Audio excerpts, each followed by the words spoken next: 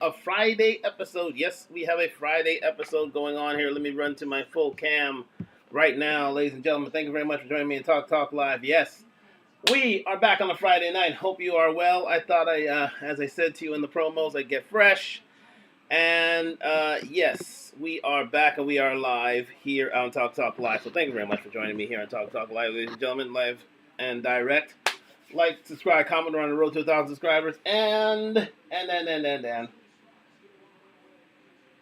sponsored by Duntalk, DUNTALK.com. Like, DUNTALK.com. Like, subscribe, and comment. We have the baseball in the background. It's Game 5 between the Dodgers and the Padres in the NLDS. And, oh, shoot, let me do this quickly, because that's a bit of a no-no. Okay. And bish bash bosh. And we're good. Yes, we are good, and we are good to go. Just had to check out the audio, and we've done it. We've done that now. And we are back in business. Yes, indeed. Thank you very much for joining me on Talk Live. Yes. Ladies and gentlemen, we are on to part 5 of Diddy is Done. I mean, part 5 of Diddy is Done, because literally Diddy is going to... Oh, shoot. Sorry about that. Going to go away for a little while now. I think that is pretty much clear. But tonight I want to get into the allegations. I want to get into what Diddy is facing. Now, again, I mean, you can read the petitions made by the U.S. Attorney's Office, and also the lawsuits that are made against him by Cassie Ventura and Lil Ron as well. And I think we have 120 others now who have made who have claimed against Diddy for various allegations of sexual assault, racketeering, and moving and trafficking over state lines under the RICO Act of 1973. So again, a lot of things that I want to just get into tonight in terms of the actual allegations. Now, in terms of his source, I would say this: people love him, people hate him. People love this source, people hate this source. But here's the thing: there are very few that are out there that are going to speak on this en masse and really get to the bottom of things the way that this source is. And we're going to reveal it right now, ladies and gentlemen, if you didn't see it already. And we're going to go to the browser right now, and we're going to go right here for me. Bish, bash, bosh, bang. Yes, it is. Yes, it is indeed. Fresh and Fit, but not just Fresh and Fit. It is Myron Gaines' subject of Fed Reacts, and he's speaking to Ian Carroll. Now, Ian Carroll is a blogger and a man about town, and very much an aficionado on this subject with regards to Diddy. And he had the lowdown on a lot of things that Diddy was talking about. A lot of the allegations made against Diddy.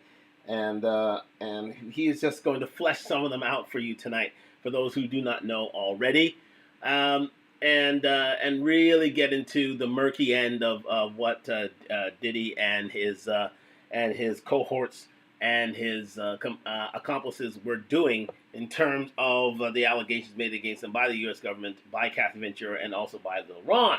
So let's get into it tonight. Thank you very much for joining me on this Friday night episode of Talk Live. And looking forward to this episode, really, really am. And believe me, Talk Live is going to be, we're going to be popping off on a few fronts in the next couple of weeks and months ahead. So do stay tuned. To have a lot in the holster. I mean, a lot in the chamber with regards to content. So do stick around. Looking forward to it. And I hope, I'm glad you were joining me on a Friday night. You could have been anywhere, but you're here with me. So let's get into this. Thank you very much. And let's go right here. I'm going to go on to the big screen, and we're going to get into this. So thank you very much for joining me.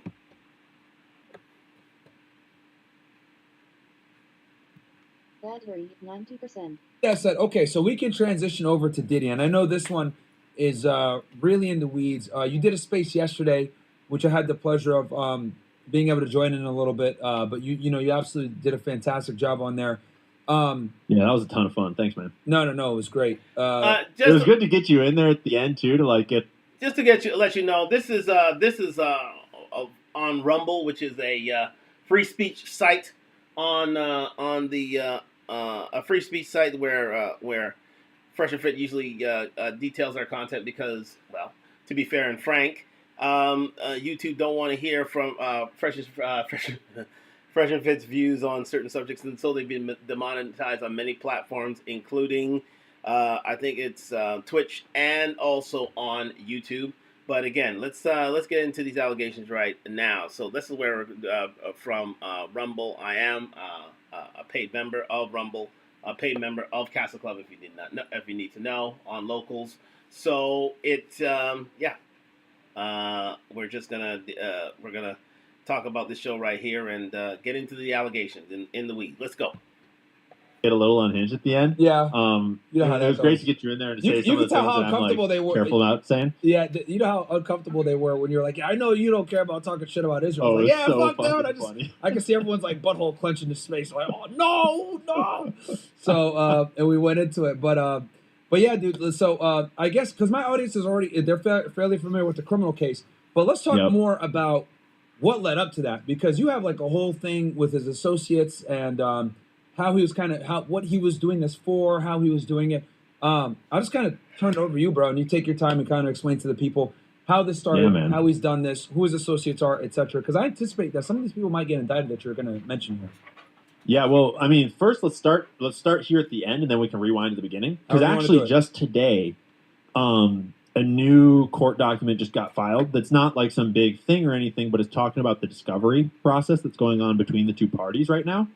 And so like where we're at right now is he got arrested a long time ago. They raided his shit. They got a bunch of it. They raided his shit. They got a bunch of shit from him, and then they later arrested him. He's now in jail, and he's asking for a speedy trial. He's asking to get tried next year, which is kind of weird on its own, as far as I can tell. Yeah, they won't But give him bond. they I'm released- surprised. I thought he'd get bond, honestly. They're not giving it to him. Yeah, right. Well, I mean, the fact that he didn't, to me, that speaks a lot to what, like, the scope of what they're trying to prosecute and the scope of what they have evidence of him wrong. So when they say that he didn't receive bond, it's he's basically saying and telling the world that he's not being released. He's not going to be let go on bail. So therefore, because they see him as a risk to society and risk to those to his accusers, so therefore they're keeping him in jail until trial, and they want a speedy trial if that's the case. So they're pushing for things. They're pushing, but again, it goes to the seriousness of the crime and the seriousness of the accuser. Of the accused, and the fact that this is a dangerous man. They consider a dangerous man and a guy, if let on the loose, who could wreak havoc on his accusers. Let's continue. Of the wrongdoing. Yeah. And this document that talks about the discovery process, quote, discovery in this case is voluminous, totaling several terabytes of electronic material and consists primarily of the following categories: electronically stored information belonging to the defendant, cell phones, laptops, tablets, hard drives, cloud accounts, etc. Electronically stored information of third parties, cell phones, laptops, tablets, etc. Business records from financial institutions, phone companies, hotels, airlines, and other businesses, physical evidence seized in searches of the defendant's residence, law enforcement records. And then it goes into the government has been in close coordination. It talks about how long it's taking to transfer and download all this information. It's saying that it's taking multiple days to download all this data. And to me, it sounds an awful lot like they're describing terabytes of video footage. It sounds like they're talking about an entire hard drive of sexual blackmail video. And it is voluminous. And so it's just a sort of confirmation that like they do have what we think that they have on him, is what it sounds like. Yeah. And then just again, the U.S. District Attorney's Office do not prosecute anyone unless they have a crap load of evidence on them. So therefore, if they are going to prosecute, that means they're going to win. They have a 95 to 99% win rate. So these guys aren't playing, literally, as you hear from me and Carol on the subject. They don't play, as already been stated. If they're going in to win, and they make sure that they have all the evidence needed in order to win. So that's why I say Diddy is done. Let's continue. And then this other lawyer, Tony Bigby, is bringing this other class action lawsuit, sort of, for like 120 victims. Out of Texas, right? Kids involved. Yeah, Texas. Yeah. Where Bill Rod's he's a little less credible if you look into I Little think Rock Lawyer's chat. history. Yeah, hey Ian, I think your internet might be. Yeah, Chat. the internet's dying a little here. Okay, if chat, can you guys hear him, or was he It's like cutting off a me. little bit? It's you. Okay, I think you're good now though. I can see you clearly. No, I hear a little bit of choppiness. See, crazy that this happens right when we're talking about this. Let's advance this. Yeah. The other thing that occurred to me is that it could be that he wants a speedy trial because he wants to get tried as soon as possible before more and more and more and more evidence comes out, and before any other whistleblowers come out. Like, because basically every month that goes on now, it's just more tapes come out, more whistleblowers, more evidence, more people get fucked. And if he is tied into this a bigger network of like trafficking and blackmail and stuff, then everyone else in that network is also at risk. The more stuff that starts to come out. So anyways, briefly, let's rewind to the whole setup and kind of like tell the setup of the Diddy case, without all the fucking fear and caveats about what we do and don't know, because it's pretty obvious what's going on various people. So we'll do like the based version of the Diddy setup, and then there's a whole bunch of new sources that are kind of like people might not be thinking of or aware of that we're getting a lot of information on, like this allegedly Kim Porter book. You heard about this thing? Oh, I want you to go into that too. Go ahead. Yeah, this thing's pretty interesting. And the guy that put it out, the author, recently did an interview that shed a lot of light on what's going on with it. So we'll talk about that. Okay. But the Diddy setup basically, and I assume your audience is relatively familiar with this. Take like it from the he beginning was like a young as if they have no rapper idea. kid. Take it from the beginning as if they have no idea. Take your time. Cool word. So Diddy's like 21, 22 years old, getting into the rap game, volunteering at a record label, like working his way up. And he gets noticed by this old Jewish record executive named Clive Davis, who's like in his 40s or 50s at that point. And he's like been running the game for a long time. Lots of ties to the mob because the music industry is full of mob connections and money laundering because they kind of built the modern music industry. And hey guys, Clive Davis is sound effect. You guys already know. Early life. Yeah. Keep on. Early life. And he's... Anyways, yes. Yes, the music industry for a long time was built on on the black market. A lot of their money was again money laundered, to be fair, and also the rap game was very much money laundered to a certain extent. And so very true. And again, we'll get into the Clive Davis angle. Now, for those who do not know, Clive Davis is one of the biggest record music executives out there, and started off the careers of Dionne Warwick, the careers of Whitney Houston, most notably, and many others. And again, in terms of Whitney Houston's life and death, Clive Davis, allegedly had a hand in it, to be fair and frank, and that's putting it mildly. But anyways, let's continue with this story. He was managing stars like the Grateful Dead and Janis Joplin, like all through the 70s and 80s and 90s. And then Diddy comes on the scene in the early 90s, and he is bringing Tupac and Biggie up into fame. And we all kind of know the Biggie and Tupac story, and that's getting brought right back up because Diddy's right in the middle of those shootings. And to be fair,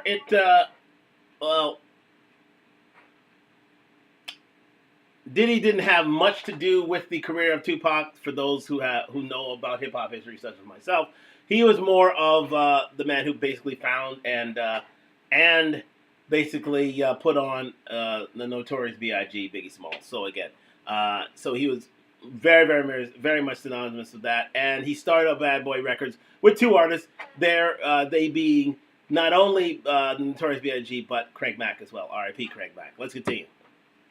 But once Tupac and Biggie are out of the way, we'll talk more about that shooting when we get to this book. Mm-hmm. Jay-Z was actually like the kid underneath Biggie.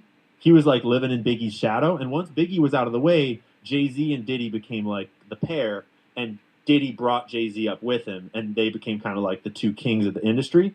And Diddy is like managing his own label that like Clive basically funds an entire label called Bad Boy Records for Diddy when he's like 24 or 25 years old. And Bad Boy starts like putting out all these great rappers, and like, that he kind of becomes the king of the industry. He dates J-Lo for a long time. There's all kinds of rumors and like allegations of assault, allegations that he's shot people, that he blew up Kid Cudi's car, that are getting whispered around in the industry, and none of it gets officially accused until very recently. But everyone kind of knew that Diddy was fucking shady, and he was friends with everyone from like Ashton Kutcher to Kamala Harris to like Obama, like all those stars, you name it. Diddy is everywhere, like, and he's throwing these parties, and he's famous for throwing these freak off parties. And for the young people, real quick, just to add more credence to what you're saying, the young people might not know this. Like, if you're born in like the '90s, if you were born in the '90s like us and you're old like us, you saw Diddy everywhere in the early 2000s and '90s, bro. He was literally fucking everywhere, and he was actually one of the few rappers that I saw. He would go ahead and make friends with a lot of these like Caucasian big A-list celebrities like the Ashton Kutchers, etc. Leonardo DiCaprio, like everyone got along with Diddy. Like he wasn't like one of these people. He was able to like transcend culture and backgrounds with different types of people in the early 2000s, the 90s. These Gen Zers, they're probably like, Diddy, who the fuck is that? Or I heard some of his songs. Because he's fucking irrelevant these days. Yeah, he's irrelevant. Except like he's still so powerful behind the scenes, even though he doesn't make good music, and he's like no one gives a shit who he is, but he actually is like fucking powerful behind the scenes. Very. But he was so indeed. Diddy is mostly irrelevant with regards to the music industry. Well, with regards to hit making now.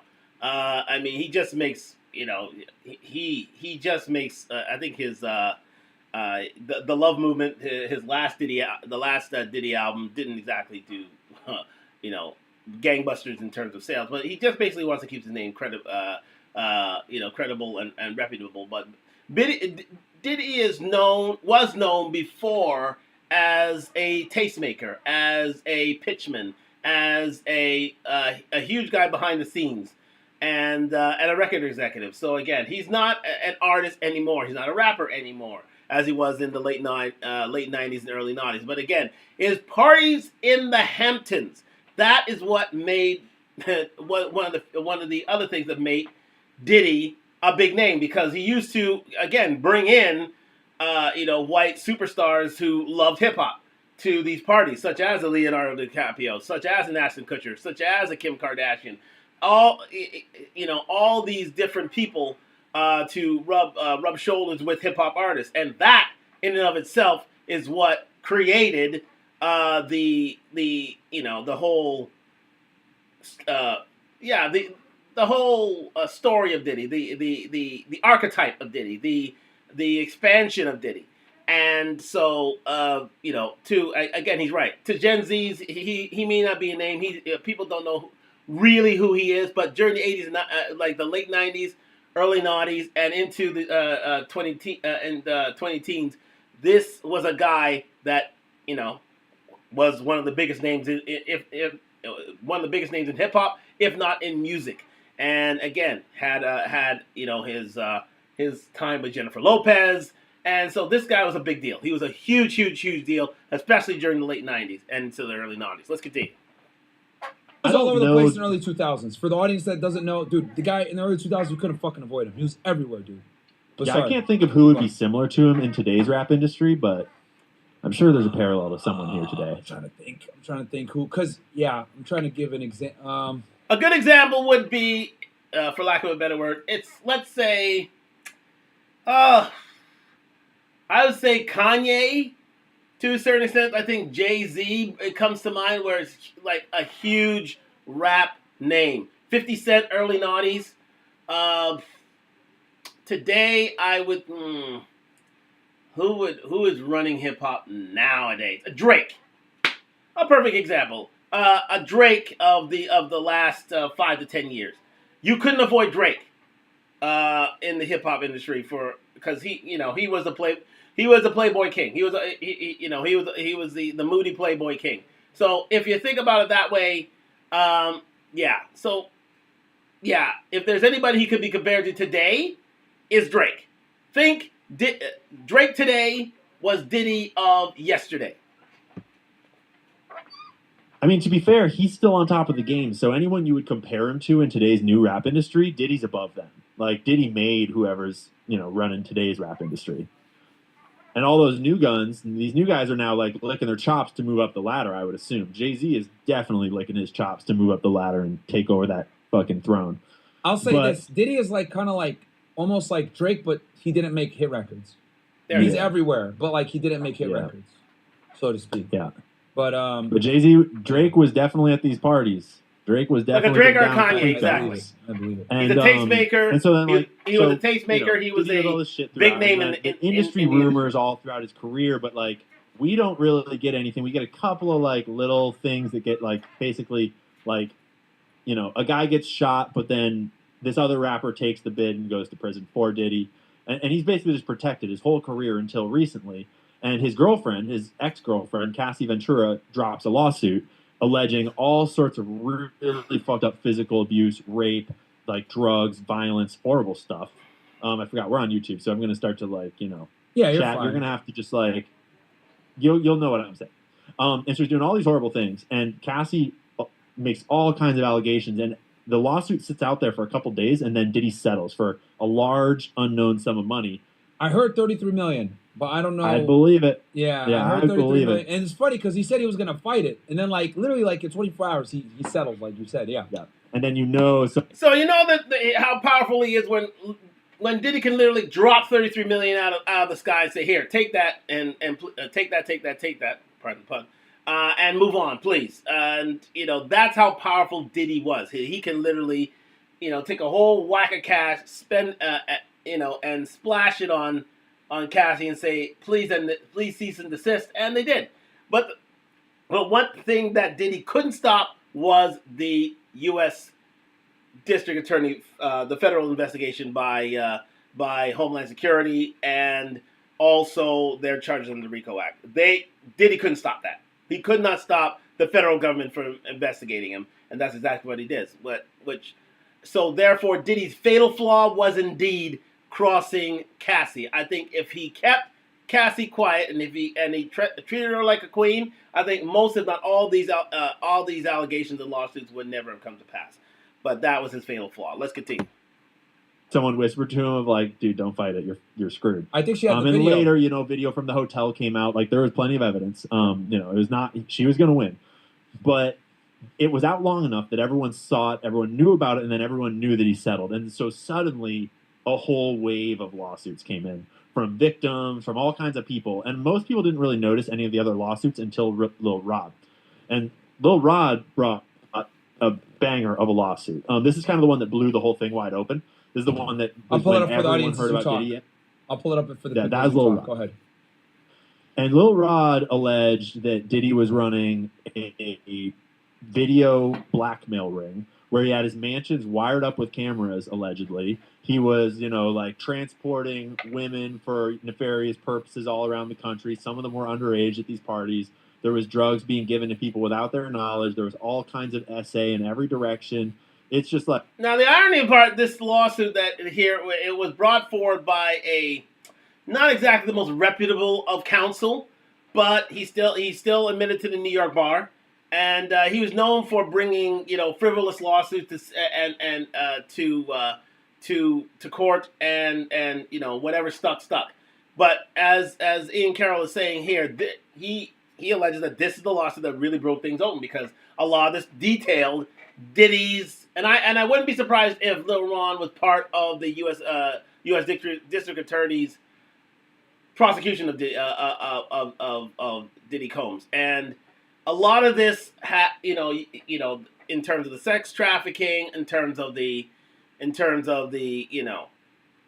freak offs, in terms of the parties and and all things. A lot of that was part of this filing here, a part of these proceedings. And so, again, as Ian Carroll was saying, this is what really broke the prosecution of Diddy wide open.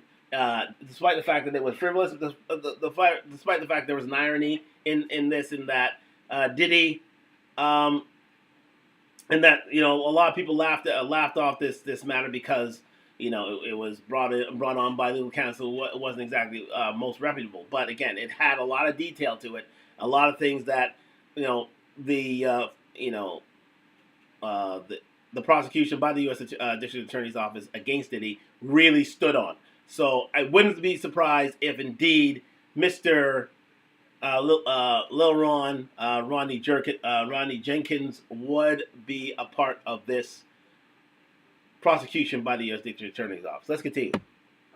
Like all kinds of crazy stuff. Like he has direct testimony about witnessing unalivings and stuff like that. So it's just like a wild lawsuit. It's worth just reading because it's so jam packed with like action and evidence, and there's photos in it. He's like, there are sex tapes in it. There's all kinds of gay stuff in it.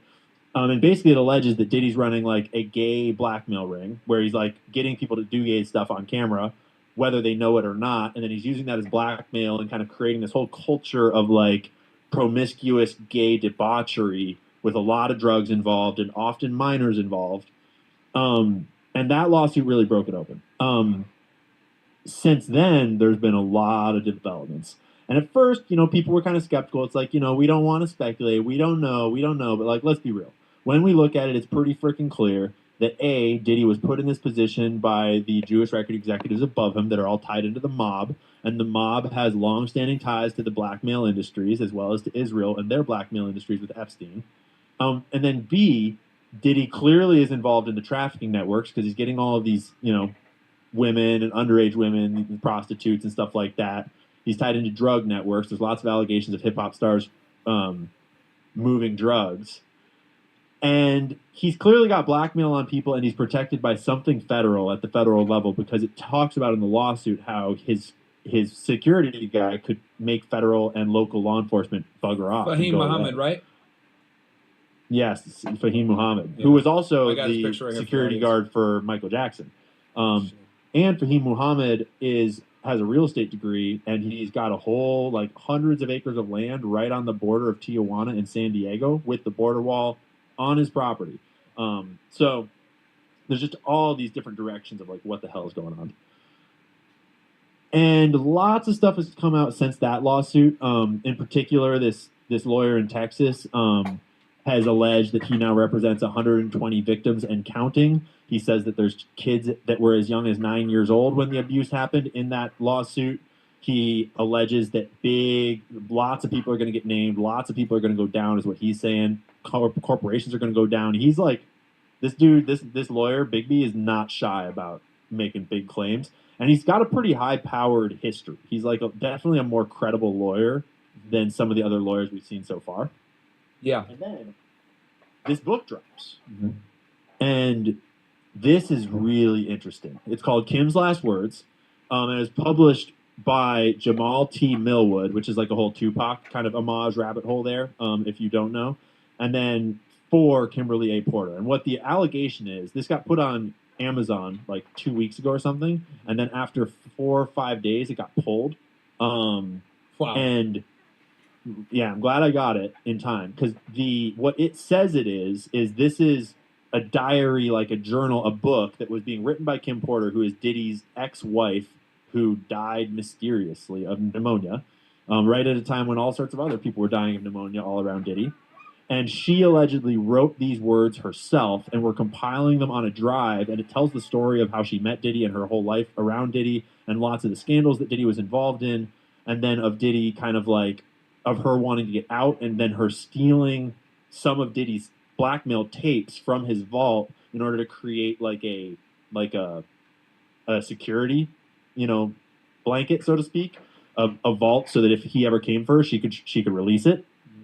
And then the very last page of this book is her writing that she's getting sick, she's getting pneumonia, and she's writing the last pages here while she's waiting for the ambulance to come and get her.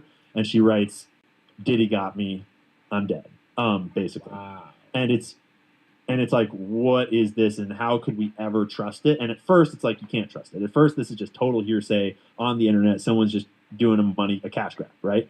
But then when you read it, it's like it's pretty detailed, and it's detailed in the way that implies that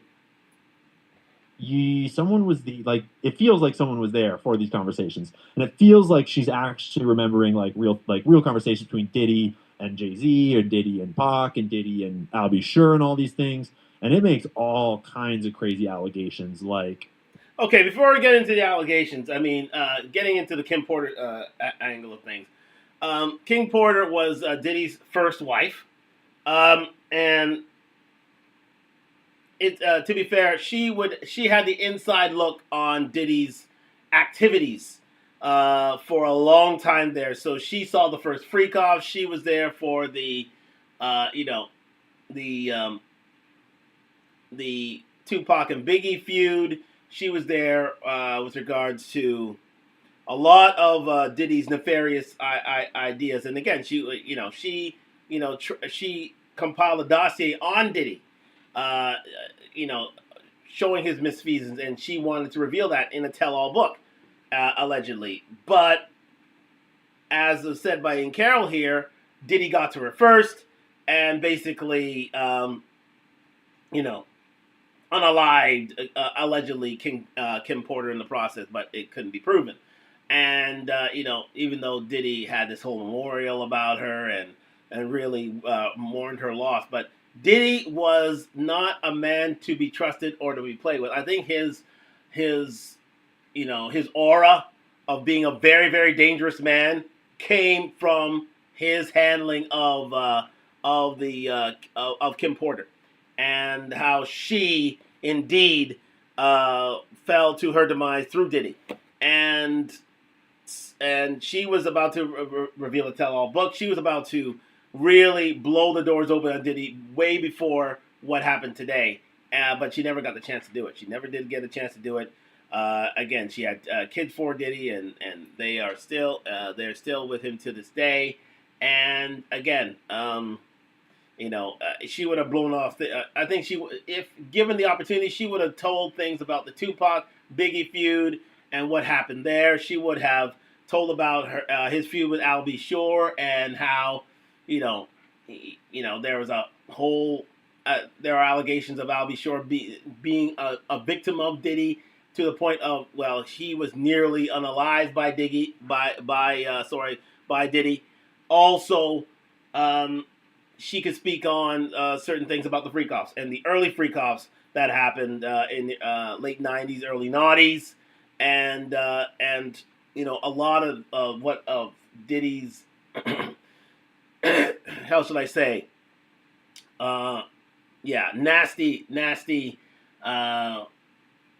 misgivings as of the early 90s, early noughties. So again, R.I.P. Kim Porter, because but I think a lot of things that have come to pass today, I think, is karma for the fact that she of her demise, and finally they came to the clear now, and again, it is a shame that she was gone too soon and gone before her time. So R.I.P. Kim Porter, but allegedly she had a lot to say about Diddy way before Kathy Ventura, way before Lil Rod, and 120 prosecution, 120 people that are being prosecuted today.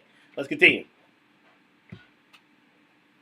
Like wild, gay allegations, wild conspiracy allegations about what Diddy did to other people and in the industry, that he ordered the hit on Pac and then sort of halfway ordered and allowed the hit on Biggie to happen. It actually kind of alleges that the entire beef between Diddy and Pac that led to Tupac getting shot actually started because Diddy wanted to have a threesome with Tupac and Kim Porter, and Tupac was like, "No, dude, get out of here. I don't want put." And that's all in this away. book. That's all in this book. That's what it says. Yeah, it says that Diddy, because Diddy was That's really her fond of words. it. Yeah. Let me read you one of the most effed up quotes in here. Sure, go ahead. Listen in, people. This is what I'm this telling is you. about the first time that Kim played with Diddy's booty hole, because he begged her to. Clive had already been grooming Diddy's booty hole real good. So Clive had taught Diddy all about the booty hole.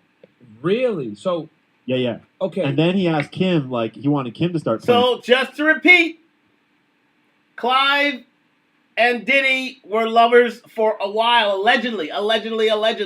Clive Davis and P. Diddy were lovers for a while, and he actually groomed. Well, Clive Davis actually groomed Diddy to be, one of the higher ups in this cabal going forward. And you're not going to get this money from Clive Davis to fund Bad Boy Records easily. You're gonna have to pay for it in some way, and he paid for it through the booty hole. Okay, because Clive is known as a gay man today, but he had a lot of practice. To be fair, okay, he is formerly married to a woman. Now he's he's come out and he's in the open about his sexuality now. And but again, there's a lot of years of this bit of grooming, this bit of of diddling that went, pardon the pun, that went totally amiss from the whole world until recently. So, but let's continue. This, it's true. Well, I wouldn't say it's true. It's open to speculation how Clive Davis was a real big part of Diddy's life in more ways than one. Let's continue. And with it. Wow. So let me get this straight. So Diddy and Clive Davis were lovers? Oh, yeah. Yeah. Clive groomed Diddy into the gay world. Yeah. So Clive was like 40 or 50, and Diddy's like this young 20-something-year-old black thug. And Clive picked him up and I'm sure that Diddy was already fucking doing whatever he wanted to do.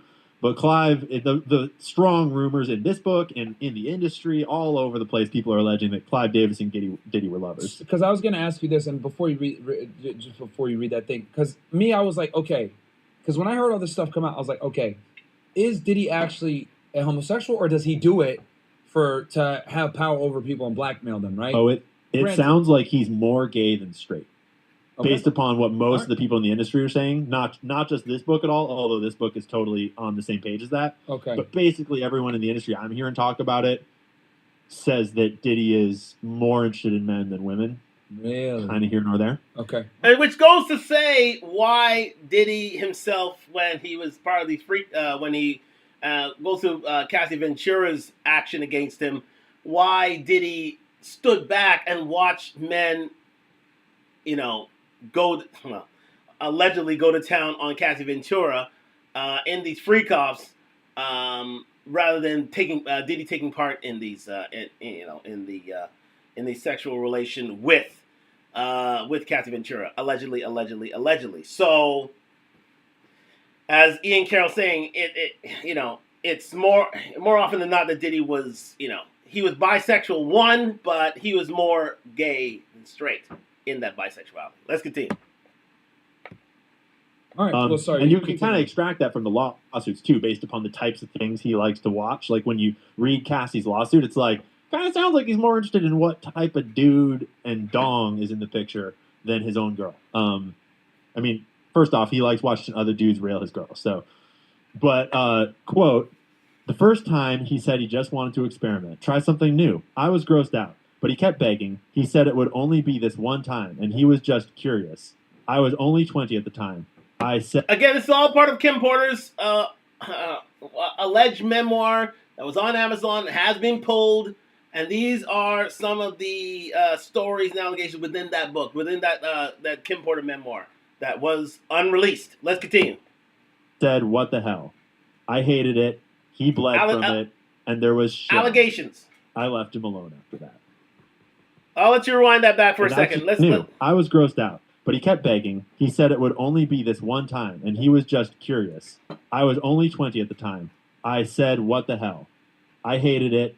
He bled from it, and there was shit on it. I left him alone after that. And that's just like the first chapter. That's just the last sentence of the first chapter. That's it just warming up. This book gets wild. And it got pulled on Amazon.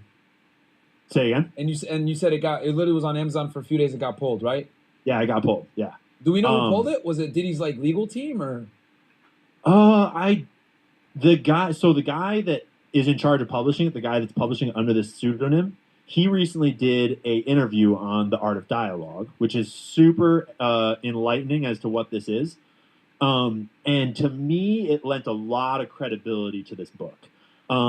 Because the guy has broken other whistleblower testimony before. He's been involved in other legal cases before. He alleges that he was approached. He's a white guy, and he alleges that he was approached by sources close to Kim, which you assume are the people that Kim sent this flash drive of all this stuff to when she died.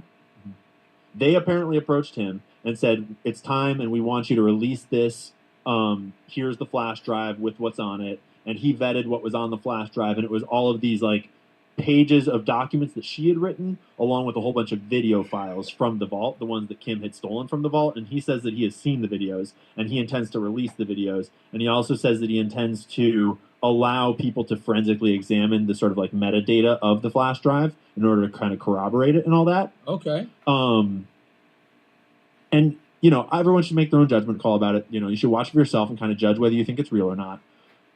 To me, it lent some credibility to it. It's still kind of a trust me, bro. But all combined, it adds to the picture in a way that fits right in. And if it is real, this book is pretty enlightening in terms of what it's talking about. It talks about why Jay-Z is on the scene and how Jay-Z basically like ratted Biggie and Tupac out so that he could climb the ladder because he was sick of being in Biggie's shadow. It names a lot of names about who was sleeping with who in terms of like male rappers with male rappers. Talks about what was happening at the parties. So it's if people can get their hands on this book, it's worth getting your hands on. It's only like 40 pages to a 1 hour read. Wow, a couple bucks on the internet. I'm sure it'll go back up somewhere at some point, but that adds a whole new layer to the story in terms of like where Diddy came from and what his life story actually was and the kinds of things that he's been doing all along. And it kind of basically it just fills in and cements all the rumors that we've all already heard. It's like we've all heard the rumor that Diddy killed Pac. We've all heard the rumor that Diddy has gay freak-offs. We've heard the rumor that Jay-Z is fucked up. But like that kind of puts texture to it all if it's true. So yes, indeed, that's why I brought you. That's why I brought you here today to hear stuff like this because again, all these allegations, all these rumors. You know, this is that Kim Porter book really, really lays the foundation to a lot of the stuff that have been alleged by Lil Rod, alleged by Cassie Ventura in her lawsuit, that Diddy was very, very much into the freak-offs, into the gay, into the gay lifestyle, put out hits on allegedly. These are all allegations. Put out hits on Tupac, was involved with the Tupac murder, and also was really was not the best of dudes going forward. But again, he had a group that backed him, a group that covered for him, and they included Clive Davis to the point where a lot of his crimes, a lot of his misdeeds were indeed unseen, unheard, and a lot of his tracks were covered for many, many, many years. I think it would have happened for a longer time if if he kept Cassie sweet. If he kept Cassie sweet, a lot of this stuff would have stayed rumor, stayed innuendo, stayed as, and he would still be protected to this day. But because she released that, it became a chief witness in the prosecution of Diddy. They couldn't protect him anymore. They couldn't do it. So let's continue. That's one aspect. The other aspect is this Big B guy that just came out, and then the other aspect that I don't think we've talked about together, but is super fun tinfoil, dude. Do you remember the Trump Doral hotel shooter? It was from 2018. Yeah, it'd be worth searching this on YouTube and pulling up a tab on YouTube just so we can show people the visual. Because a lot of people saw parts of this video at one point, but they haven't thought about it in 3 or 4 years. And if they just see a clip of it, they'll remember the guy a little bit. Because so what happened is back in 2018. And do remember, when Kim died, she not only took the secrets of Diddy with her, but took the secrets of who attended these freak-offs with her as well. A lot of high-powered individuals remained silent, never came forward. So a lot of these, Leonardo DiCaprio, Ashton Kutcher types that were there in the early years, Justin Bieber types that were there in the early years, they went silent because, a lot of this Tupac, Biggie rumor stuff went silent because Diddy literally, silenced the whistleblower who was going to be Kim Porter. So that was an issue in and of itself. But again, what's done in darkness soon come to light, because when she died, Cassie came and basically revealed it again, and this time to a greater extent. Shout out to Red House, Courtness, and Steve Tees for joining me here tonight, and many more of you are joining me tonight. Let me see if there's anything here on the other side. Yes, indeed. Thank you very much for joining me on Talk Live. We're good to go, and we're going to get back into it. Yes, but very, very fascinating stuff, these allegations. Let's continue. This white dude walks into Trump Hotel in Doral, Florida, I think it is. It's like the Doral Hotel in Miami, Florida.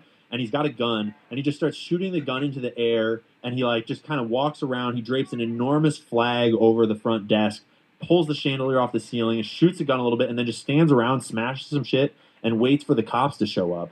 And then the cops show up, and he kind of has like a half-assed firefight with them. And I'm then showing he just it kind on of like screen right runs now off for and them. then gets arrested. Yeah, I'm showing this right now on the screen for them. This guy, Yeah. he drapes like an American flag kind of on the front, and he's like throwing shit around. He's trying to attack the camera. Yeah, this dude's a fucking weirdo. Can you scroll way forwards into the middle of the video where he's sitting in the room getting interrogated? Yeah, let me do that right now. Because that sort of is the iconic shot of it, is when he's in that like in the hospital later getting interviewed by the police. Okay. And in that interview, he says some crazy stuff.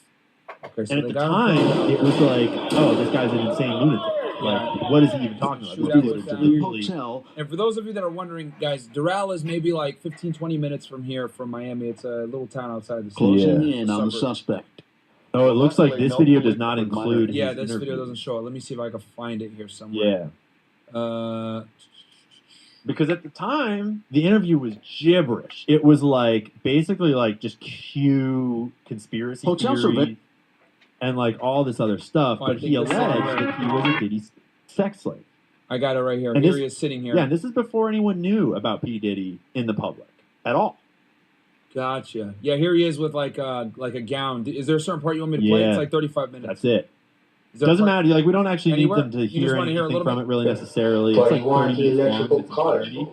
vote, Right. which is the Republican vote, basically. It sounds according to crazy. him, okay? Mhm. He didn't get the popular vote. Okay? I hear you. So I went through the whole interview. It's like 30 minutes long. I transcribed the whole thing with AI and then went back, and his voice is so fucking weird that I had to like edit it all to make sure it all to like get it all right. And analyze everything he's saying. And like basically, he alleges before anyone knew about Diddy that he was a male Diddy sex slave that Diddy would have at his house in order to bang Cassie for him. And he alleges that he had a bunch of sex with Diddy and Cassie, and that he overheard a whole bunch of stuff when he was doing it, and that he knows all these things about the industry based upon like what he saw and what he heard. And then he says that he also went and did a bunch of his own research online, and that's how. And so then it's like you don't know what that he's saying is like actually because he witnessed it, and what is because he researched it online with like his mid-low IQ and kind of was like. So it's like it's impossible to know what about it is complete made up bullshit tinfoil, Yeah. and what about it is like But he said in actually an 2018, eyewitness. way testimony? before anybody even know about any of this stuff. This is 6 years ago. Exactly. So, yeah. And so that's why like that was the first thing that went off in my mind of like, oh shit, that's like puts a whole new light on this dude. And I went back and looked at it, and it's like you got to give it a little credibility because like that's not the kind of claim you make up. That's not the kind Yeah. of claim you can just pull out of nowhere years before anyone knows it's real. Yeah. So there you go, guys. I mean, the truth is not. I mean, people are starting to connect the dots, and this is one guy who was making allegations about Diddy. This gentleman who was involved at the Doral shooting in Florida, and he confessed that he was one of Diddy's sex slaves that really SA'd with Cassie at the time. Which adds credence to the fact that Diddy was a bit more homosexual than he was heterosexual, and he would allow men to plow his well, I wouldn't say that. Sorry, I don't mean to say that, but he would literally allow these guys to sexually assault Cassie, and he would not partake in it at all because again, Diddy wasn't into those sort of things. So Diddy was more gay than straight, allegedly, and so it just adds credence to the issue. Now he didn't have to walk into a Trump hotel and shoot out the the reception, have a shootout at reception with police, and literally sit there and talk about his past and his time with Diddy, and the fact that he was a sex slave of Diddy, but he did. And the thing about it is Diddy has a lot of people who were part of this part of this cabal, part of this sex ring, and who he's messed up big time. If you just venture out into social media, venture out into the internet, and go and find out about it for yourself. A lot of people, you hear about the Jaguar Whites et al., who literally have gone out there, who participated in the parties. I believe that Justin Bieber, his whole, the fact that he went off the psychological deep end was because of his time with Diddy and what he did with in and around Diddy allegedly. And it's Diddy has messed up many lives for simply because of his lust for power and lust for sexual debauchery.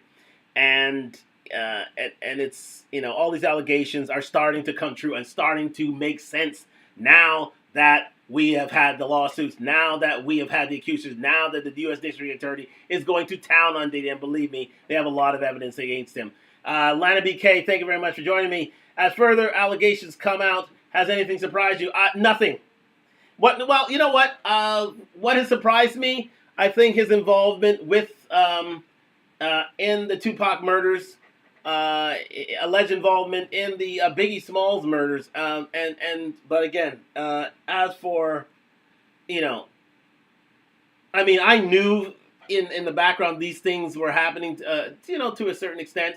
I mean, his after parties were allegedly known in the industry, but nobody got the inside look. But now that Cassie's come out, now that Lil Rod's come out, now that all these accusers have come out, and the Jaguar Whites of the world are coming out and revealing this sort of thing, does it surprise me? No, because in these places of in these places of power, in these exclusive high echelon, alleged Illuminati sort of groups and cabals, for lack of a better word, these things take place. These things happen, and people have come out to say that the further you go in the industry, the more you have to give of yourself and give a piece of yourself to these people in order to get ahead. And there's no doubt about that. Diddy was, I've heard about these things, and these allegations are starting to make sense and come true. So thank you very much for that comment there, Lana. We will get back to it. Let's see if there's any other questions out here. Thank you very much for joining me on Talk Live, ladies and gentlemen. Like, subscribe, comment on the road to 1,000 subscribers, people. The Diddy allegations, people. Wonderful stuff here by the notorious Myra from Fresh and Fit and Ian Carroll. They're doing a wonderful job in terms of, peeling back the layers in terms of the allegations against Diddy. And we're continue on to it. Let's go. And a lot of the stuff he says about the hip hop industry, the stuff that is like closer to Diddy, like he says a lot about Trump and about the Illuminati and all these other things, and that's maybe far removed from Diddy. So I'm assuming that's from internet research and extrapolation. But the stuff that's like closer to Diddy seems more and more like maybe he knew something, maybe he heard something. And one of the interesting things he alleges that rappers are flying drugs around on all their private jets. He alleges that the whole hip-hop industry is using the private jets to transport large volumes of drugs for the black markets because private jets don't get screened by the DEA or by customs. Well, that's what got Rollo banged up. Rollo was like smuggling like thousands of pounds of this shit on the private jets. So, the Juice WRLD killed himself because he was about to get caught with drugs on a private jet. So bingo. Yeah. Actually, yeah, it was Juice WRLD I was just thinking about, right? He had, overdose. well, didn't he have like a heart attack while he was getting raided or something? What happened was he had like a bunch of drugs and just like swallowed them. Yeah. Well, yeah. So in the mainstream reporting, when I found that reporting on it, they claim it was like he had a heart attack. They didn't mention that he'd taken the drugs, but it's like clearly, Yeah, I think he took a bunch of drugs. Heart attack for and a then 21-year-old kid. I think just got out of prison, but yeah, I covered the Rollo case. He was moving like thousands of pounds of weed from California back to Georgia. Bingo. And when you look into what rappers have private jets, Diddy is famous for having one of the most, like, his jet is known for being intercontinental in its range, meaning it can fly outside of North America. That's not every private jet can do that. Jay-Z has a really big private jet. It's one of the biggest ones. Drake has a really big private jet. Lil Wayne, Rick Ross, 50 Cent, Travis Scott. And so you start to just kind of like think it through, and you're like, oh, that makes a lot of sense. And Diddy's all talking about liquid cocaine, or like, the cocaine in the baby oil, the GHB in the baby. And this Doral Shooter guy in this interview, he's talking about liquid cocaine in the bottles of liquor. So he's just saying a lot of things that like line up with what we know about Diddy today. Yeah. And he's also making these other allegations about the hip hop industry and what's going on there. And he talks about like the Black Boule and the Illuminati and stuff like that, which is like just fun conspiracy theory shit to just kind of ponder because of how bizarre it all was. I'm sure that. So there you go, guys. I mean, listen, I wasn't playing around. I wasn't fooling around. If you were here, if you had caught wind of this, I heard this and I was like, wow, this was mind blowing. This is like this is something new that surprised me. That indeed these private jets that fly around, these hip hop superstars that fly around, a lot of these music superstars are basically drug mules. They basically ship drugs allegedly from place to place to place to place. And as Ian Carroll had already stated, they don't get checked by customs. So therefore, they are super friendly drug mules, and it goes on throughout the music industry. But again, ties to the mob, ties to organized crime, ties to different sort of boule, as they were saying, and Illuminati ties fueled by drug trafficking. Believe me, it's these are allegations that are far-reaching, and you can see that the biggest stars allegedly are participants in this, and still are participants in this. The fact of the matter is that higher-ups are covering for said crimes, and so you'll never know about them. You'll never see them. You'll never know them, because these things do not come out, because they have been covered. Their tracks have been covered, and so that did surprise me. That a lot of these stars are literal drug mules, especially with their private jets, and Drake allegedly being one of those mules. Allegedly. Everything here is alleged. People, alleged. Anything, and I say tonight, anything that I mention tonight is all allegations.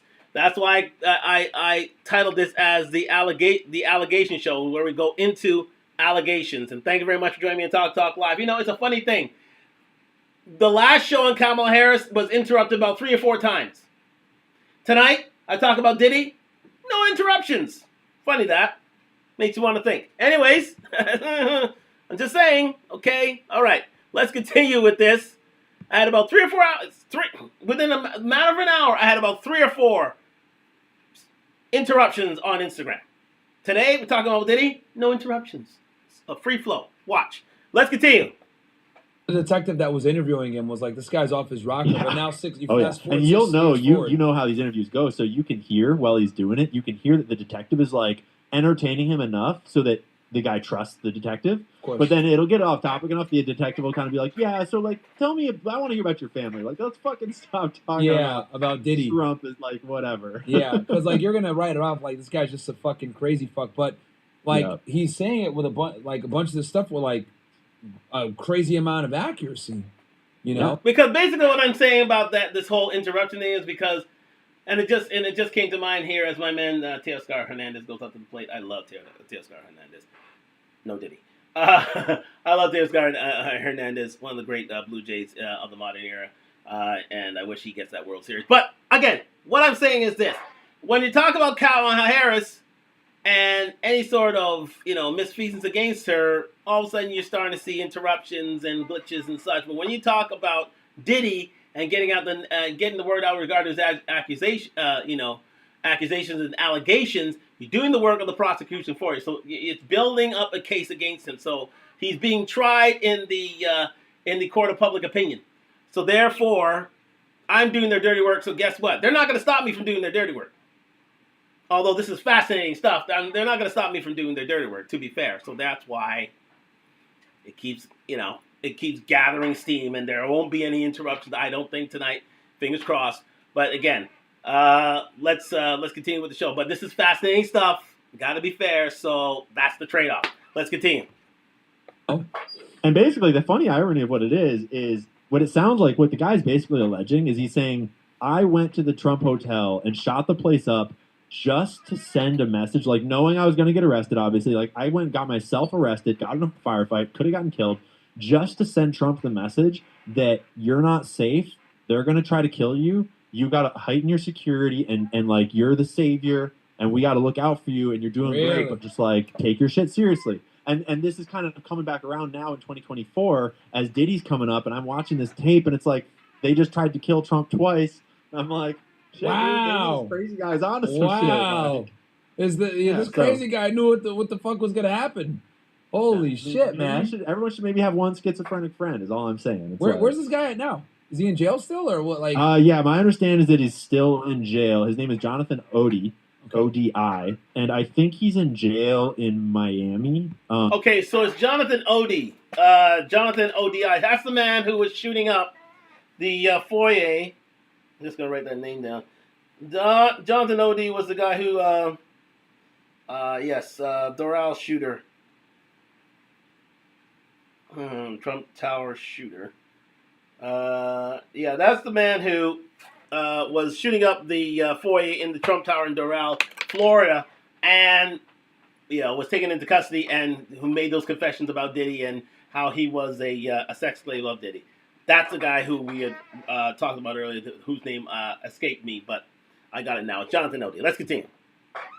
Serving several years. The court proceedings took forever. I don't think he actually really finished his trial until maybe 2020 or something like that. There was a rumor that went around that he was missing, and I looked into it, and as far as I can tell, that's just bullshit internet gossip that got run with. So here he is. I just want to move this back for a second, people. I don't think he actually really It's one of these comments. Here we go. If you see in the top here, if you're watching here on Talk Live, and it is a real, breadcrumb of a lyric made by Jay-Z, where Paula, who's one of the people who witnessed the show live on YouTube the night of this, and basically she's saying, we don't call it an airport, we call it the Clearport. And this was one of Jay-Z's earlier lyrics. Clearport. What does that remind you of? The fact of the matter is that a lot of, allegedly, a lot of drugs and contraband were cleared through the private jet system, and through the lack of customs on these private jets. So when he says we don't call it an airport, we call it the Clearport, there's something deeper within that lyric if you take it apart. Let's continue. I just thought you would just a bit of a tidbit there anyway. So let's continue. Well, maybe 2020 or something like that. There was a rumor that went around that he was missing, and I looked into it, and as far as I can tell, that's just bullshit internet gossip that got run with. Interesting. I'm gonna see if I can. So here he is. I'll put it here on screen. This was okay. Odie Jonathan, date file 5/21/2018. They got the state case number, charges, murder 2, weapon, aggravated battery. Got hit with a bunch of those. Yep. Let's see here. Let's fast forward all the way to 2024. What's the latest thing? What the fuck? Oh no, hold on. It's at the top. Let's see. I got it up on screen right now. Okay, report. Please set for 10/10/2024. What? The case is still going? Yeah, right. What the fuck, bro? The criminal That's justice kind of system weird, is right? trash, bro. That's a 6-year-long case. God damn. And all he did was walk into a hotel and shoot the ceiling. So the Jonathan Odie matter is, as they saw there, it's still in court proceedings. It's still going on to this day. It's been 6 years. They still have him. I don't know if he's been released on bail or they still have him in custody. But this matter is still within the court system to this day. It's 6 years. Matters of the court usually don't go on that long unless it's a long prosecution. But again, it's weird how he's still in ODDI. Sorry, Jonathan ODDI. I just saw it in the corner of my eye. So it's Jonathan ODDI. OD. But he's still being held in custody for the crimes of shooting within the Trump Hotel in Doral, Florida, to this day, which is super, super weird. We just got a comment here. So many of these guys were into nefarious things prior to becoming famous. And everyone is shocked that they've been able to transition to organized crime. No, listen, there'll always be a tie to organized crime because allegedly, as stated, a lot of these guys who are in the hip hop industry came from a life of crime, came from a life of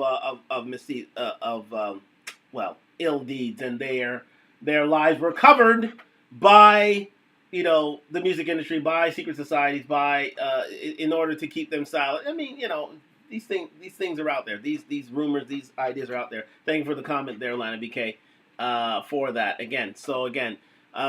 Should we be surprised? No. But we are. But I think we're blinded by the fame, blinded by the success, blinded by the stories, the pull yourself up by your bootstrap stories of many of these artists and their success, that we tend to take our minds off the fact that these guys, a lot of these guys, are into illegal / secret secret actions, secret activities that have kept them at the top of the game for a long time, or that have bonded them to organized crime. So, and to the music industry, which is fueled by organized crime. But let's continue. Yeah. I guess he fired rounds at the police, but he didn't hit any of them, as far as I'm aware. Yeah. So it's like, Holy shit. Let me see. I don't know. I've got questions about why it's taking so long. It's like, is there more going on here? Like, is there more to the story? I don't know. I mean, I'm looking at the. I put the. Okay, they're going to go into this into prosecution there, so we're going to fast forward just a bit. There's drugs everywhere in every direction. Everyone's doing all kinds of drugs, willingly and unwillingly, and we know that from lots of lawsuits. Yeah.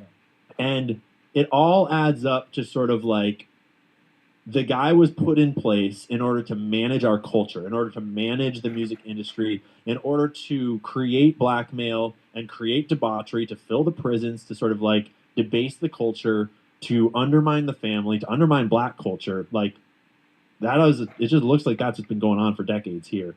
And that is huge what he said there. That is really, really, really big. Diddy was there to manage the culture. Diddy was there to manage the debauchery. Diddy was there to keep out bad messages going out into the public. Diddy was there to make sure that the culture was steered towards negativity for the amount of years it was out there. Because remember, hip hop, if you don't know, was a very positive, a very uplifting movement for its early years. I mean, there were beefs left and right, but these were innocent beefs. But again, this was mostly a very uplifting culture for a long, long, long time, especially during the early 80s into the mid to late 80s. And when they hit the late 80s, it's been alleged that the music industry turned on the culture and saying, okay, this is too positive, this is too uplifting. We need to dirty it up a bit. We need to promote negativity. We need to promote sex. We need to promote violence. We need to promote the stars who do that. We need to, put a bad name on hip hop. So for many, many years there, a lot of hip hop artists,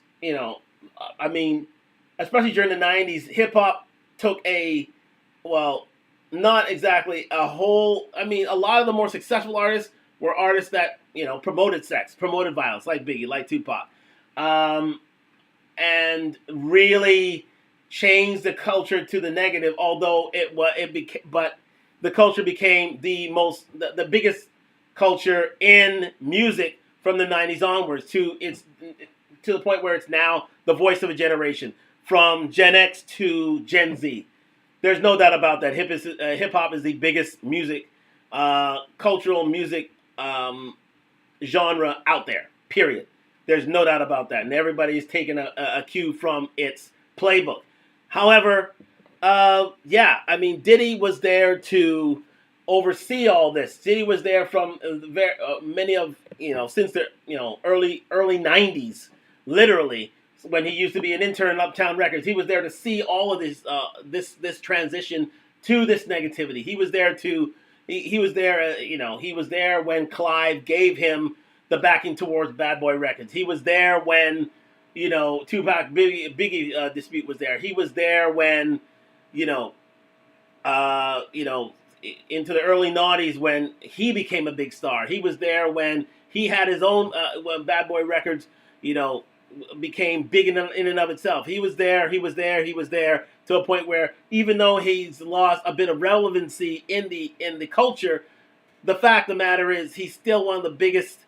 He was there to manage it. He was there to indoctrinate a lot of people within it. He was there to there to blackmail a lot of people within it. He was there to make sure that the negative. I would say the negative stereotypical things went out there, and also he was there to make sure that all those within the industry would follow suit and make sure that this whole blackmail system came to pass. And it's through these free copies, it's through these private parties, it's through a lot of these things. It was basically known that allegedly within the music industry that Diddy had his whole house, full of cameras to make sure that the blackmail game, was allowed to continue. But unfortunately, he did not keep one person sweet, and that led to another person not being kept sweet, and so on and so forth, to a point where now Diddy can't be protected. Just being a little long-winded here, but you get what I'm talking about. Let's continue. And then he starts to get high on his own supply of power and just gets more and more reckless and more reckless. And they are protecting him all through this time. But it seems like eventually it got hard enough to protect him, or enough came out, or maybe it kind of looks like Cassie just was brave enough to file a lawsuit at the right time when it was the climate was such that it was hard to kind of put a lid on it. Yeah, because remember, the U.S. District Attorney's Office, the U.S. federal government has always got an eye on hip hop. They always want to see it taken down. It operates outside. I mean, the secret societies allegedly still exist within government, but they don't like the fact that hip hop is so influential, especially among the kids. So anyhow you can take down one of their big names, they'll do it. And they're only looking for a chance for one of these big stars to slip, as it happened here with Diddy. Just saying. Let's continue. And her lawsuit was salacious enough, and then it spurred enough other people to want to file lawsuits that they were kind of did the math and realized we got to cut ties with Diddy. We can't protect him from this. And he's already a liability. And I assume they've already got Jay-Z ready to step in and fill his shoes, because everyone in the industry is talking about how Jay-Z is just as bad as Diddy. Jay-Z's at all these parties. DJ Khaled is at these parties. Drake is at these parties. All these guys are fucking each other. They're all swapping wives, and they're all swapping booty holes. They're all throwing baby oil around like crazy. Baby oil. Basically, every male rapper that runs in those circles, it sounds like, and I mean, obviously it's not all of them, but at this point it seems like it's more of them than not, because that kind of seems like how you have gotten a record deal over the last 30 years, is have some sort of blackmail on you, be willing to do some sort of gay stuff, do some favors for some people. The whole industry feels pretty damn corrupt at this point. That's the overview of what's going on. And that implies that Diddy is tied into the human trafficking networks in some amount, whether it's Diddy directly or whether it's his handlers like the mobsters, Biggie Muhammad, the people around him that are just supplying kids and girls and stuff. It implies that he's definitely tuned into the drug networks, obviously. He's tuned into the weapons and illegal weapons networks. So he's tied all throughout these black market industries. What do you? He had an AR. That's why you saw a lot of guns around Diddy, especially when they raided his house. You saw a lot of illegal guns. You saw a lot of, these tales of, underage sex workers. These allegations of blackmail sequences. There's a very, very big dark side to the music industry, and especially in hip hop. If you want to get anywhere in the music game, they always say you have to sell your soul, and they aren't kidding. For you to get anywhere within it to any great degree, you have to give of yourself. You have this whole blackmail sort of theory always is pervasive, and they let people know that in order for you to do this, we need you to do this so that we have something on you. So in case you don't, listen, if they can take down the king of pop, believe me, and he was as innocent as a driven snow, but again, they eventually took him down, allegedly. But again, you have to give of yourself in order to be a part of this industry.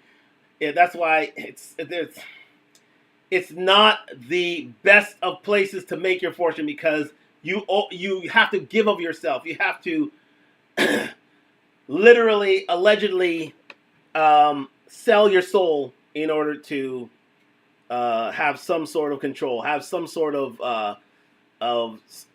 some sort of effect and legacy within the industry in and of itself. Lana BK says, I agree. Charlie Murphy talked about how black men's passage only happens once they've dressed as women on camera. Yeah. That's a lot. That's one of the reasons why I think Dave Chappelle had to leave. He had to go away because they wanted to dress. He's one of the few black comedians who didn't go forward in the dress, like the Tyler Perrys of the world, the Eddie Murphys of the world, the Martin Lawrences of the world. He didn't do that, and so he turned down their money because, again, I'm sure it involved some sort of movie deal where he said, okay, you got to cross dress for us. You got to show that you're one with the team. Kevin Hart did the same thing. He had to cross dress too. He had to do it the same way. But again, it's one of the ways that he had that these guys can control you. So is it there's no difference here. It's just a different genre of entertainment. But yeah, the same thing goes on. The show goes on. The show definitely goes on, and it is why a lot of people don't want to get involved in the music industry, because the further you go, the more of these sort of deals you have to give of yourself in more ways than one in order to do it. Thank you very much for joining me in Talk Live. We are still going on here. This is, as I said, when you talk about Kamala, certain things happen. When you talk about Diddy, certain things don't. Just saying. But let's continue with this. 15 with the serial numbers obliterated in one of his homes. Exactly. So it's hard to understand exactly how much Diddy was in charge of his operation, but I find it impossible to believe that he was actually at the top in any way, like both from how he was brought up and put into position by Clive Davis, and then later Lucien Grange was overseeing him, same early life story. And Lucien Grange is the CEO of Universal Music Group, and Universal is like 1/3 of the music industry right now.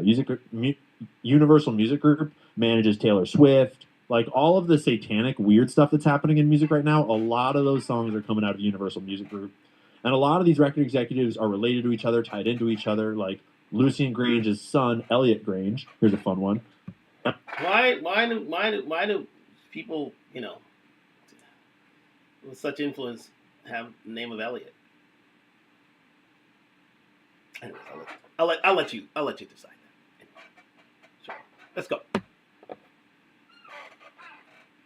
Elliot Grange is at Atlantic Records. He's in sort of like in one of the other thirds. There's like three big music kind of like pull this guy. His name is Elliot Grange, you said?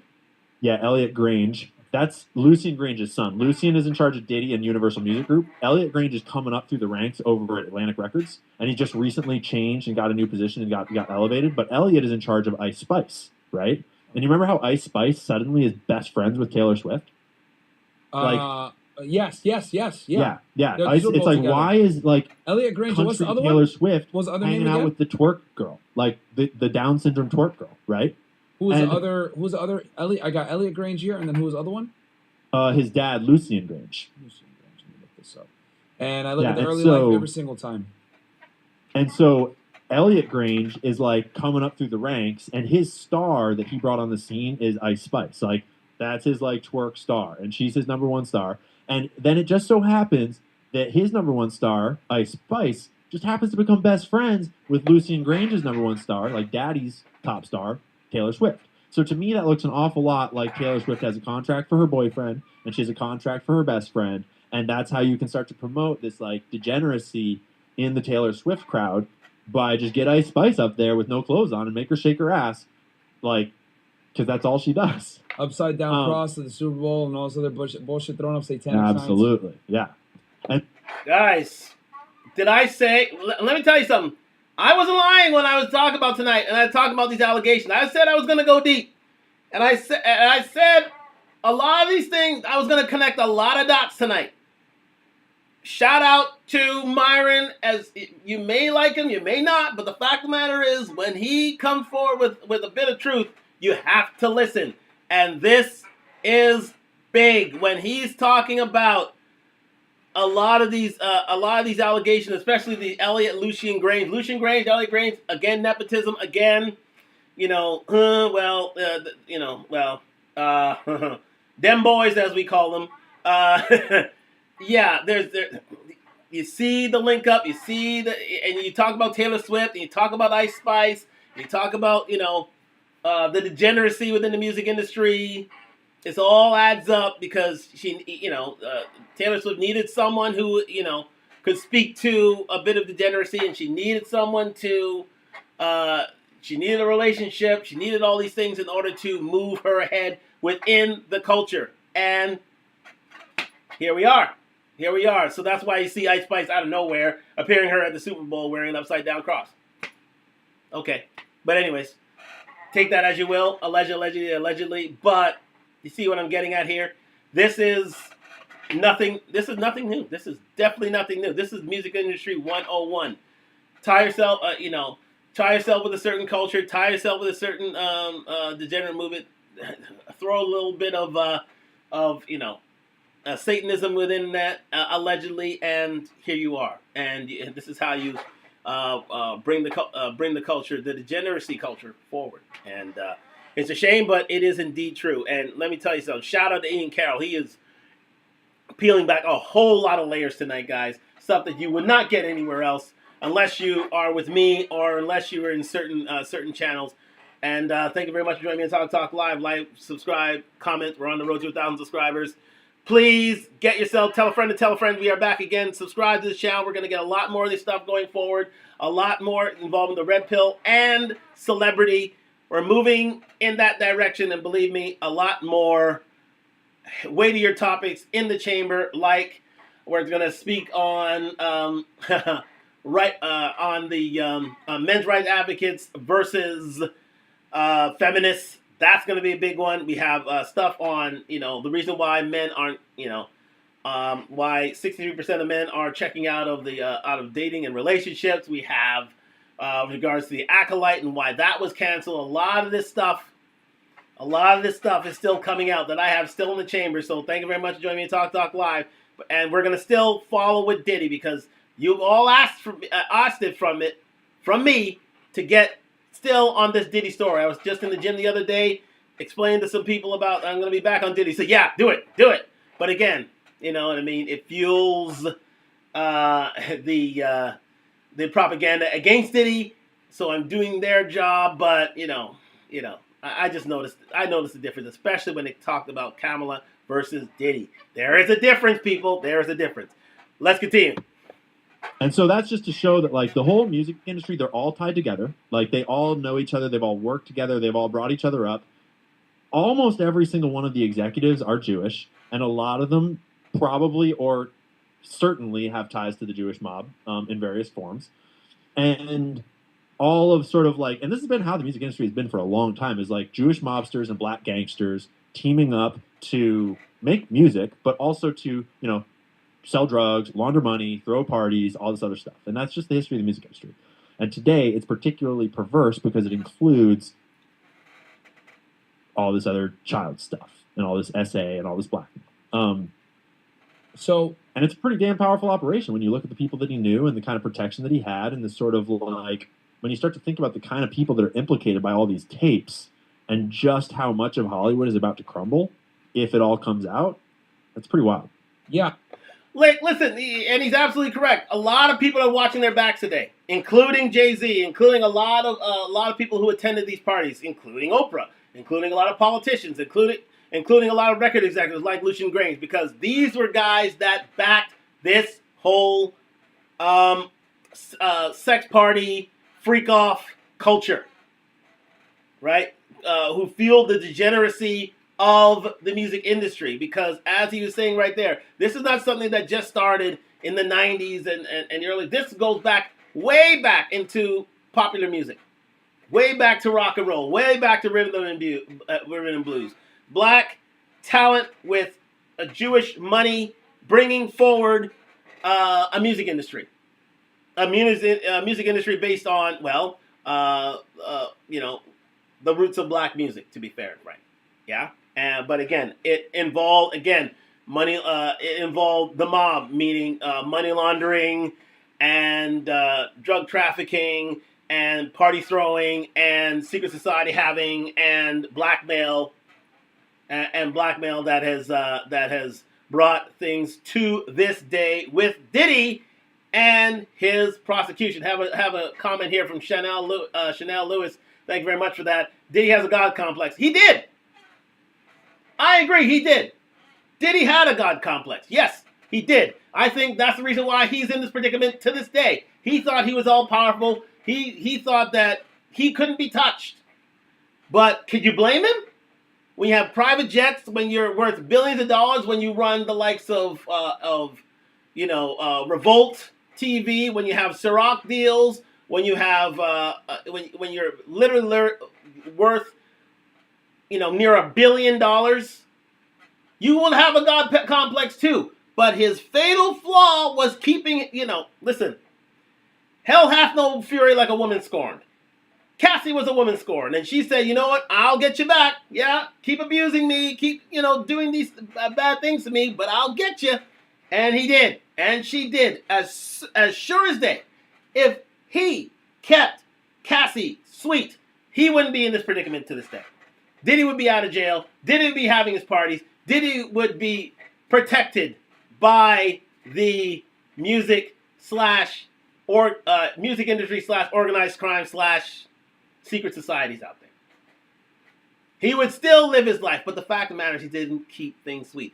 One thing Jay has always been smart about, let me say this, he always had a woman who was Beyonce, who allegedly is part of him, is with him in many of these activities, and she is not going to rat him out.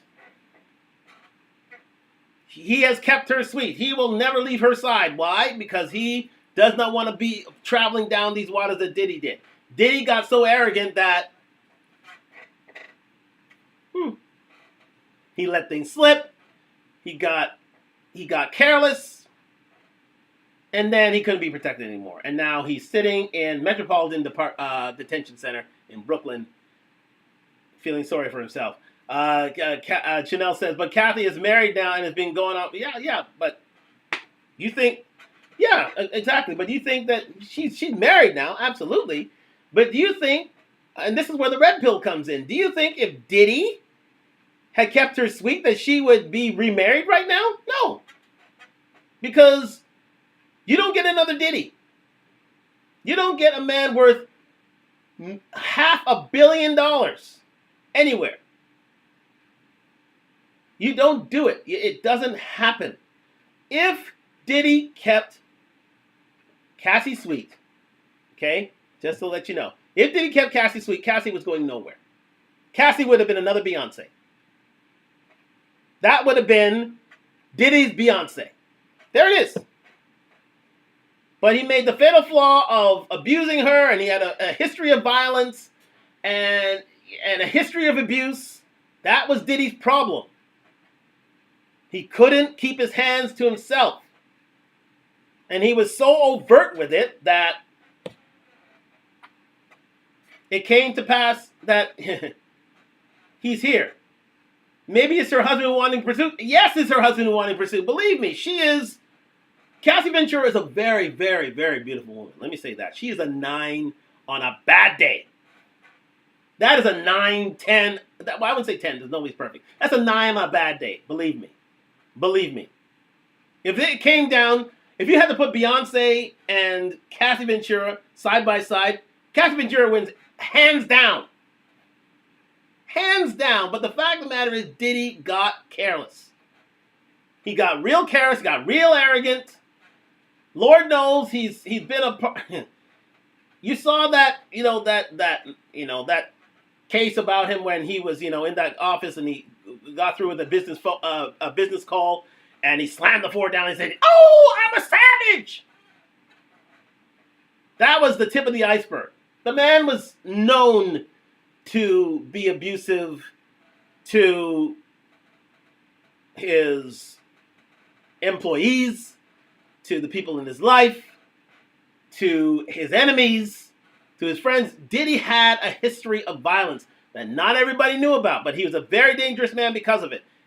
But the fact of the matter is, he pissed off the wrong person, and that was Cassie. And remember, Diddy was a part of the ending of, who's it now? Oh God, what am I saying? Kim Porter. Diddy was a part of that. Diddy was a part of that in some way, shape, or form. All of a sudden, she develops pneumonia and dies for some reason.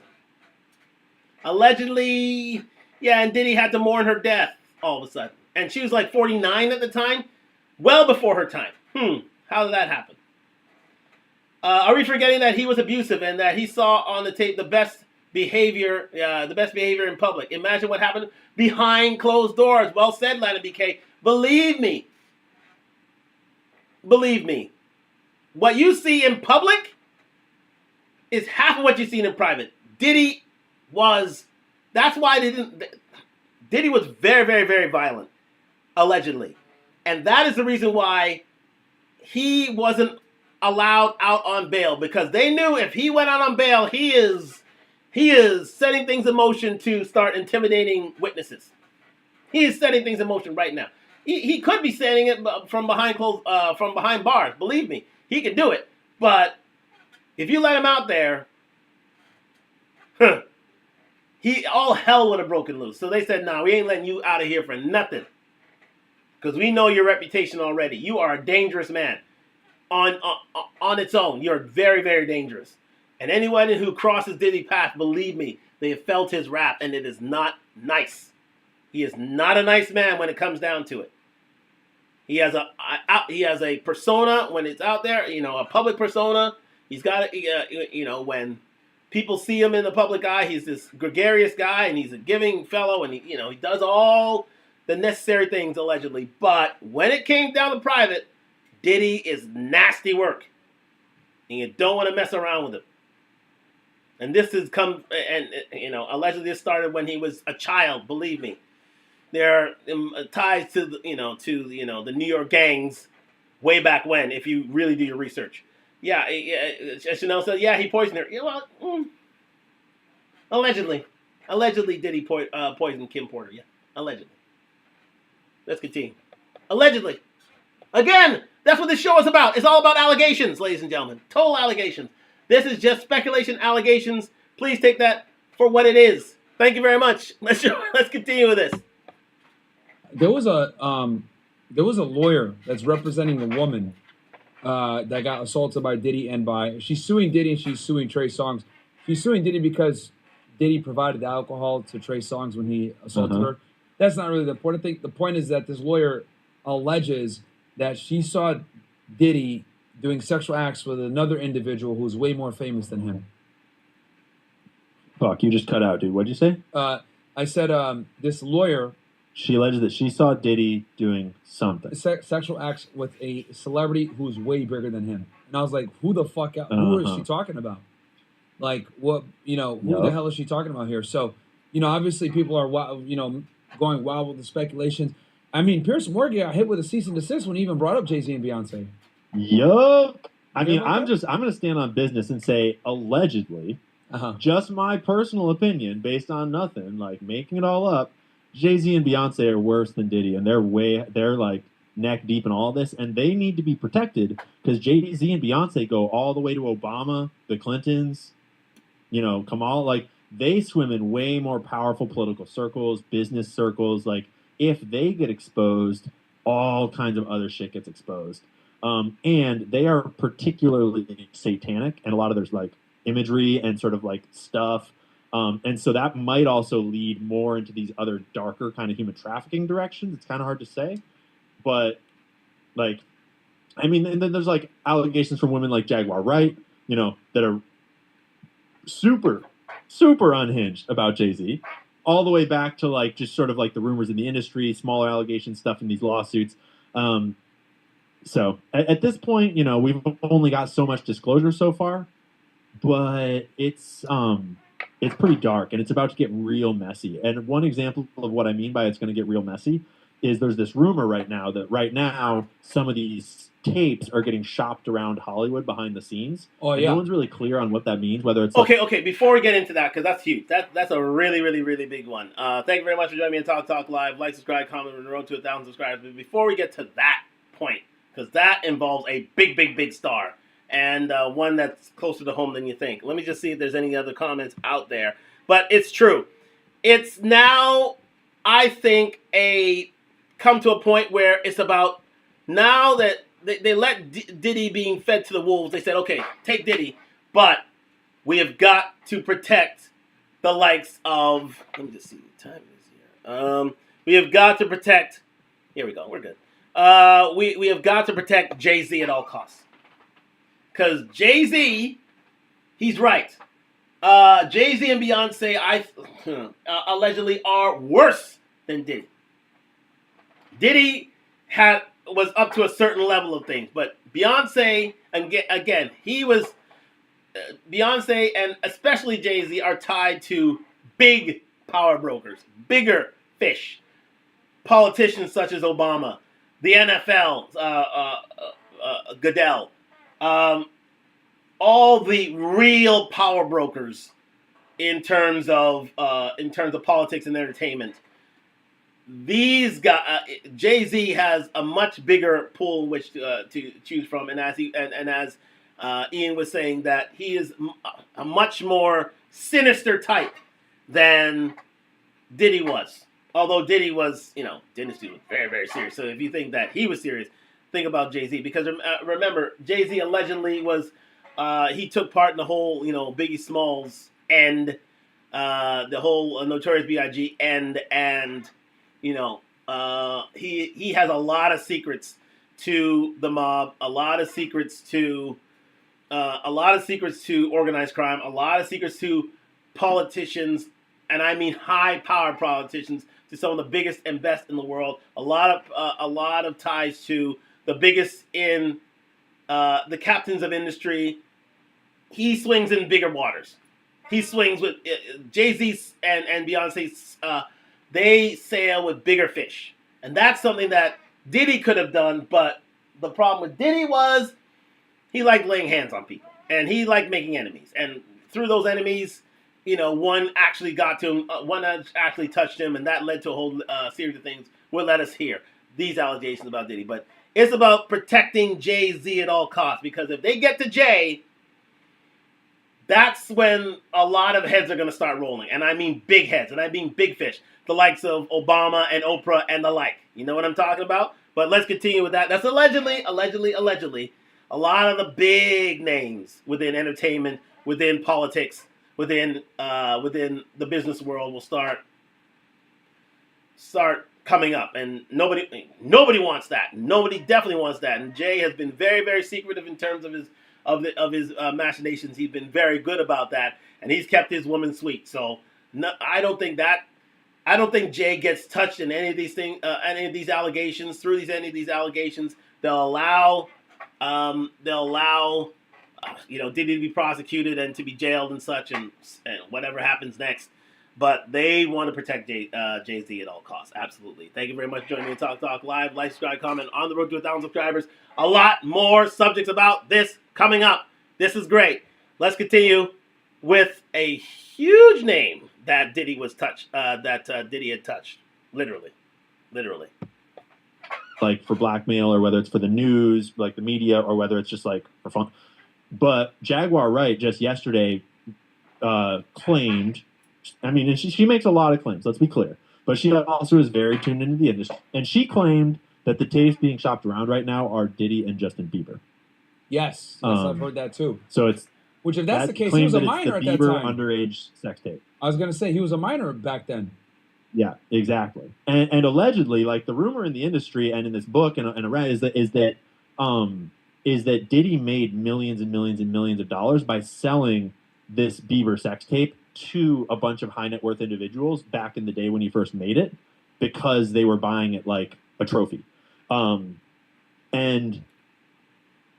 so that's what I mean, where it's like it's about to get really messy in a lot of directions, where like there's gonna be a lot of collateral damage for people that don't necessarily deserve it, for a lot of people that do totally deserve it, for people that kind of have their hand in both pies, so to speak. Like Justin, for example, Bieber was taken advantage of as a child. Like he didn't deserve any of that shit. He was sold into this industry by his parents.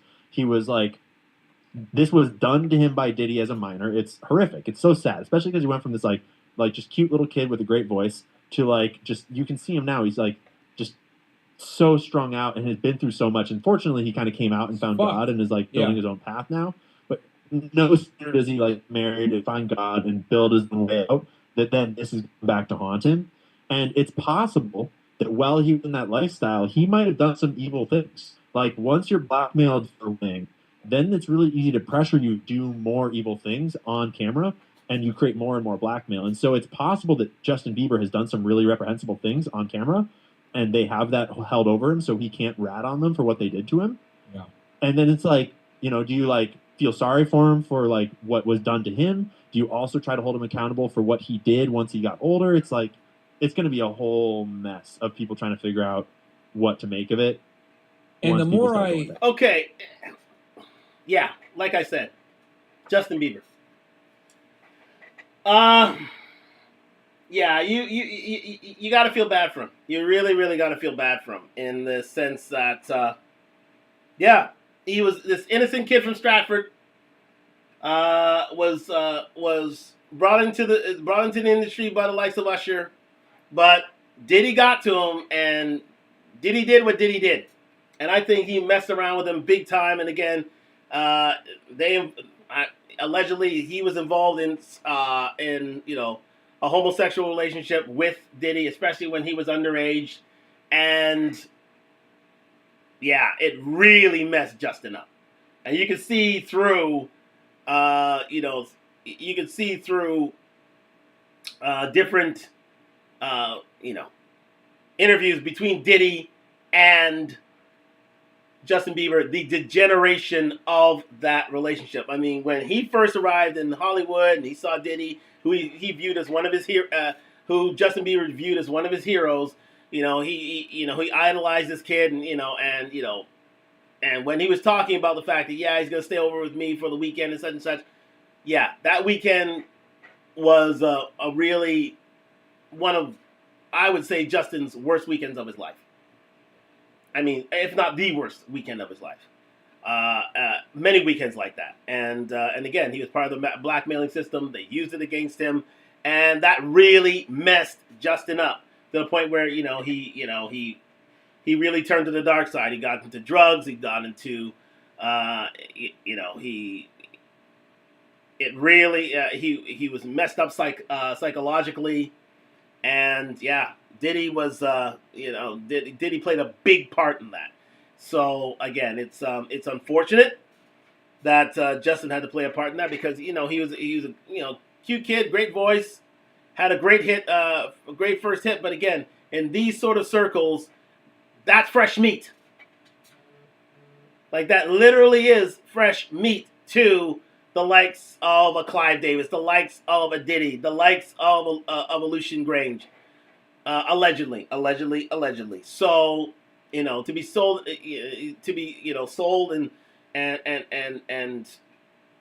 sold and never be told, and it went around these sex tapes when people started buying them as trophy.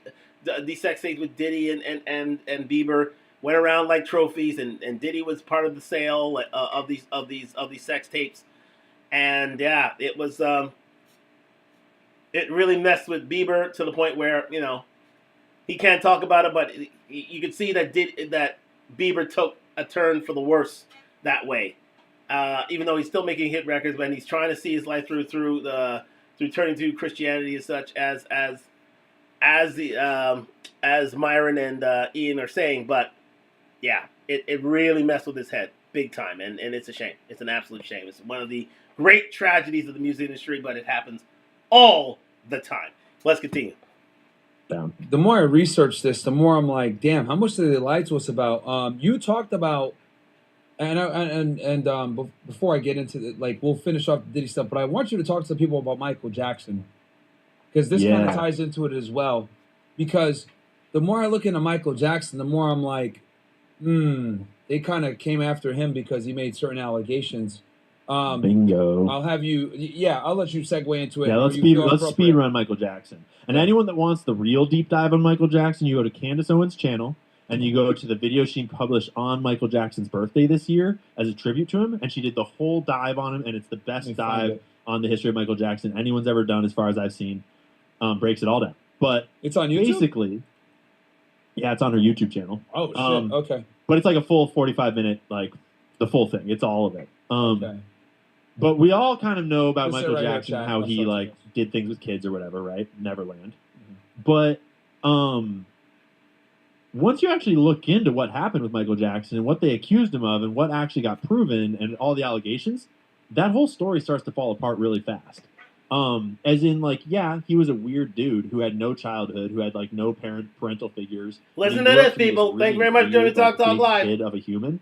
Mm-hmm. But actually, all the people close to him testify that he was one of the kindest, sweetest humans you'd ever meet, and that he was wholesome in every way and a total innocent child. And all of the children that were closest to him, people like Macaulay Culkin as an example, they tried to get Macaulay Culkin to testify against Michael, to say that he did things with him. And Macaulay Culkin said, "No, I would never. Michael is the best man I've ever known. He never did anything untowards. He's a saint.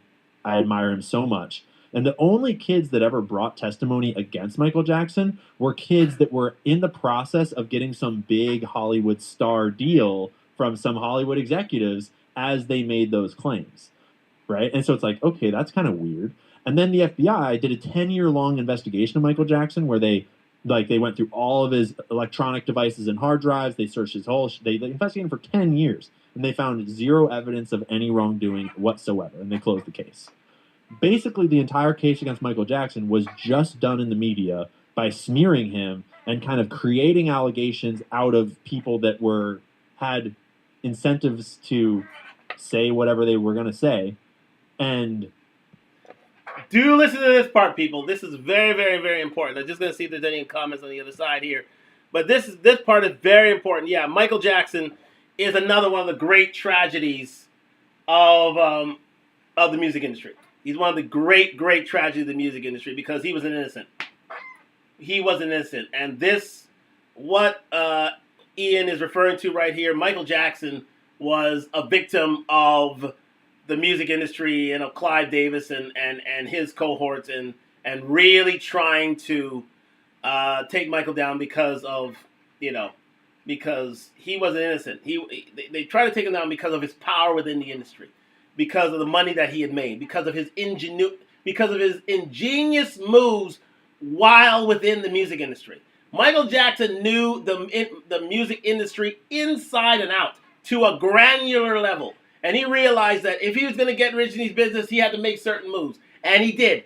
And that's one thing that the music industry hated. They hated the fact that Michael got one over on him. They hated the fact that Michael Jackson won the publishing on the Beatles' music. He owned the Beatles' music. One of the biggest acts in music history, Michael owned that. And that really pissed off Paul McCartney, number one, but really pissed off music executives, number two, because that, for lack of a better word, that was supposed to be the music industry money. But it turned out, Michael had it. Because Michael saw that, nobody owns the publishing to the Beatles? Okay, I'll publish it. I'll own it because, listen, after my Thriller album, if people don't know, Thriller is the the biggest selling album of all time, Michael Jackson being the biggest selling artist of all time. He said, you know what, at the height of my fame, let me purchase these, the rights to the Beatles music, because they were, they were expensive, but Michael Michael had the money to do it, and he did it. And the music industry did not like the moves that Michael was making. He did not. He certainly did not. And that is the problem here. It's From that point onward, they knew they had to start a smear campaign against him to get rid of him. So therefore, that's the reason why these whole child allegations they got to these. That's why I say you got to take a lot of this whole these sexual allegations against Diddy, against Michael Jackson with a grain of salt, because quite simply, a lot of it didn't happen. A lot of these guys were paid by these music execs, by this whole Illuminati group who really wanted Michael out there to give up his riches because, again, he was way too powerful. He's too powerful for the music industry, too smart for the music industry. But I'll let Ian continue with this. Thank you very much for joining me at Talk Live. Let's go. It just, the more you look into it, the more that whole storyline about Michael Jackson being a pedophile just starts to fall apart. Yeah, and even, as he was saying, Macaulay Culkin, he was put up, he didn't want to testify against Michael. They tried to make him a key witness towards the whole sexual assault, the SA allegation against Michael Jackson. He said, no, I don't want any part of it. I know his character. I know he's innocent. You guys are trying to run game to him, and I'm not going to be a part of it. And for the most part, that's what allowed for Michael to go free. But they weren't done with him yet, and I'll let it continue. And actually, him being a really sweet and lovely, broken big child starts to He didn't have a replace childhood at all. Yeah, He never had a childhood. Why do you? Can you kind of go into why they wanted to destroy him and destroy his legacy so badly? Because he came after some very powerful people. That's the spice right there. Is that Michael Jackson? He grew up in the music industry, right? And he knew how it worked, and he started to see how it worked. He started to see how musicians were getting taken advantage of. And more, he saw how the Jewish record executives above him were taking advantage of him. And he started to call them out.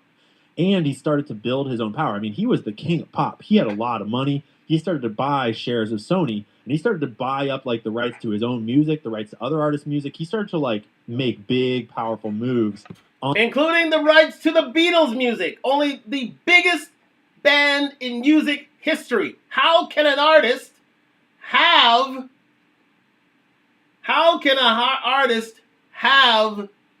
the right to Beatles music? That should be to the record companies. That should be to the cabal. Oh, my man, Teo Scott hit another. Man, this kid, man.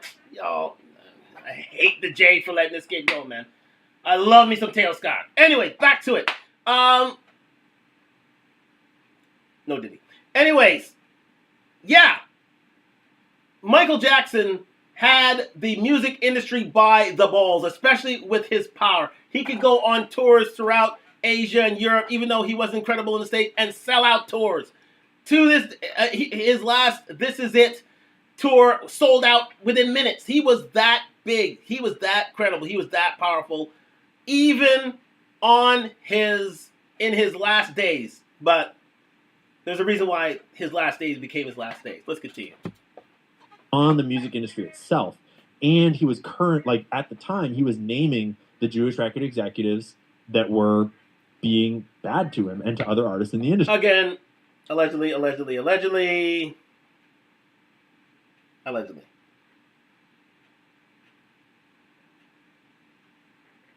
No shame towards the Jewish people, but just saying. Allegedly. Industry. And that did not sit well with, people. Who knows? Who knows who? And then this whole smear campaign got launched, and that's, right? And so he fought the smear campaign for a decade and more, while he was trying to, like, buy his music rights and buy out Sony and create kind of this, like, security and safety and change the industry.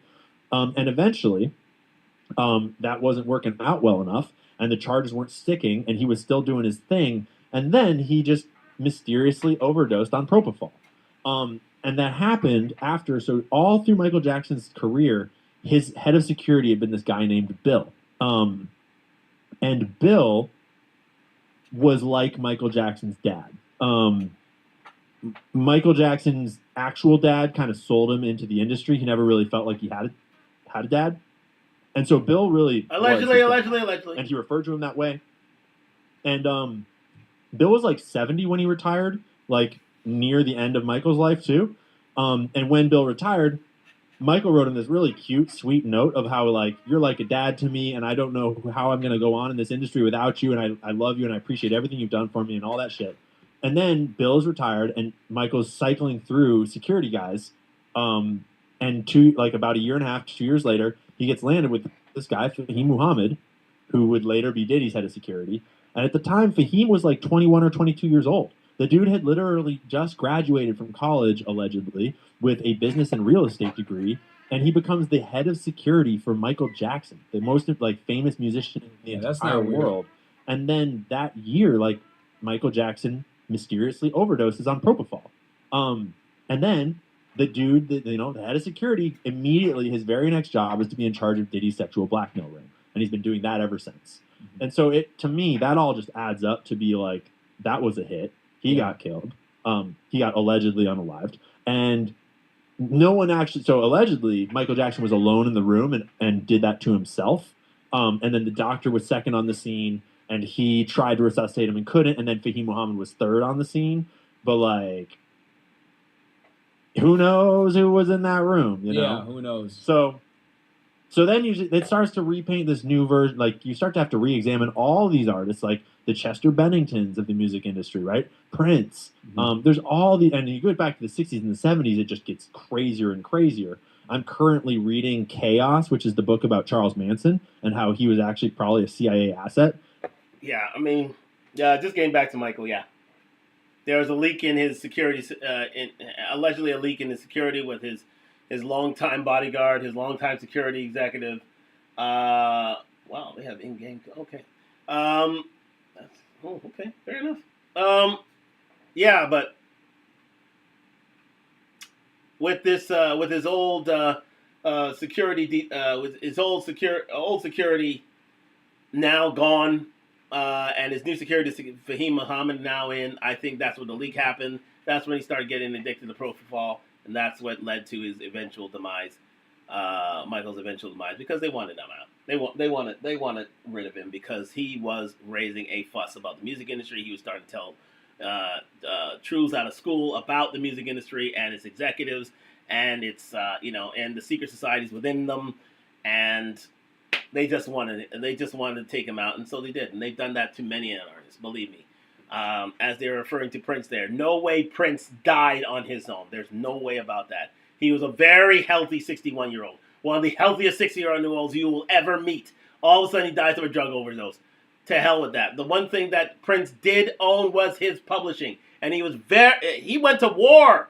Remember, Prince went to war about his publishing to the music industry to the point where he disavowed his name. He became the symbol. He wrote "slave" on his cheek, which literally, which embarrassed his former music executives. And they said, okay. And he owned his publishing, and they said, you know what? We got to take this kid out. We got to take this guy out because. And now Prince's, I believe Prince's library is owned by the music industry now, when it could have been owned by the artist, and he didn't have time to.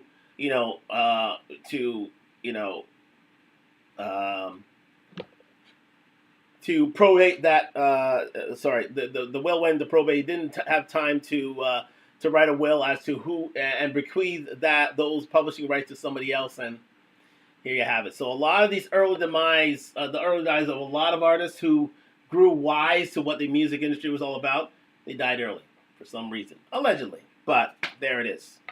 So when it comes to Michael Jackson and Prince, two of the biggest stars in music industry and guys who ruled the 80s, and I mean ruled with an iron fist, two of the greatest artists of all time,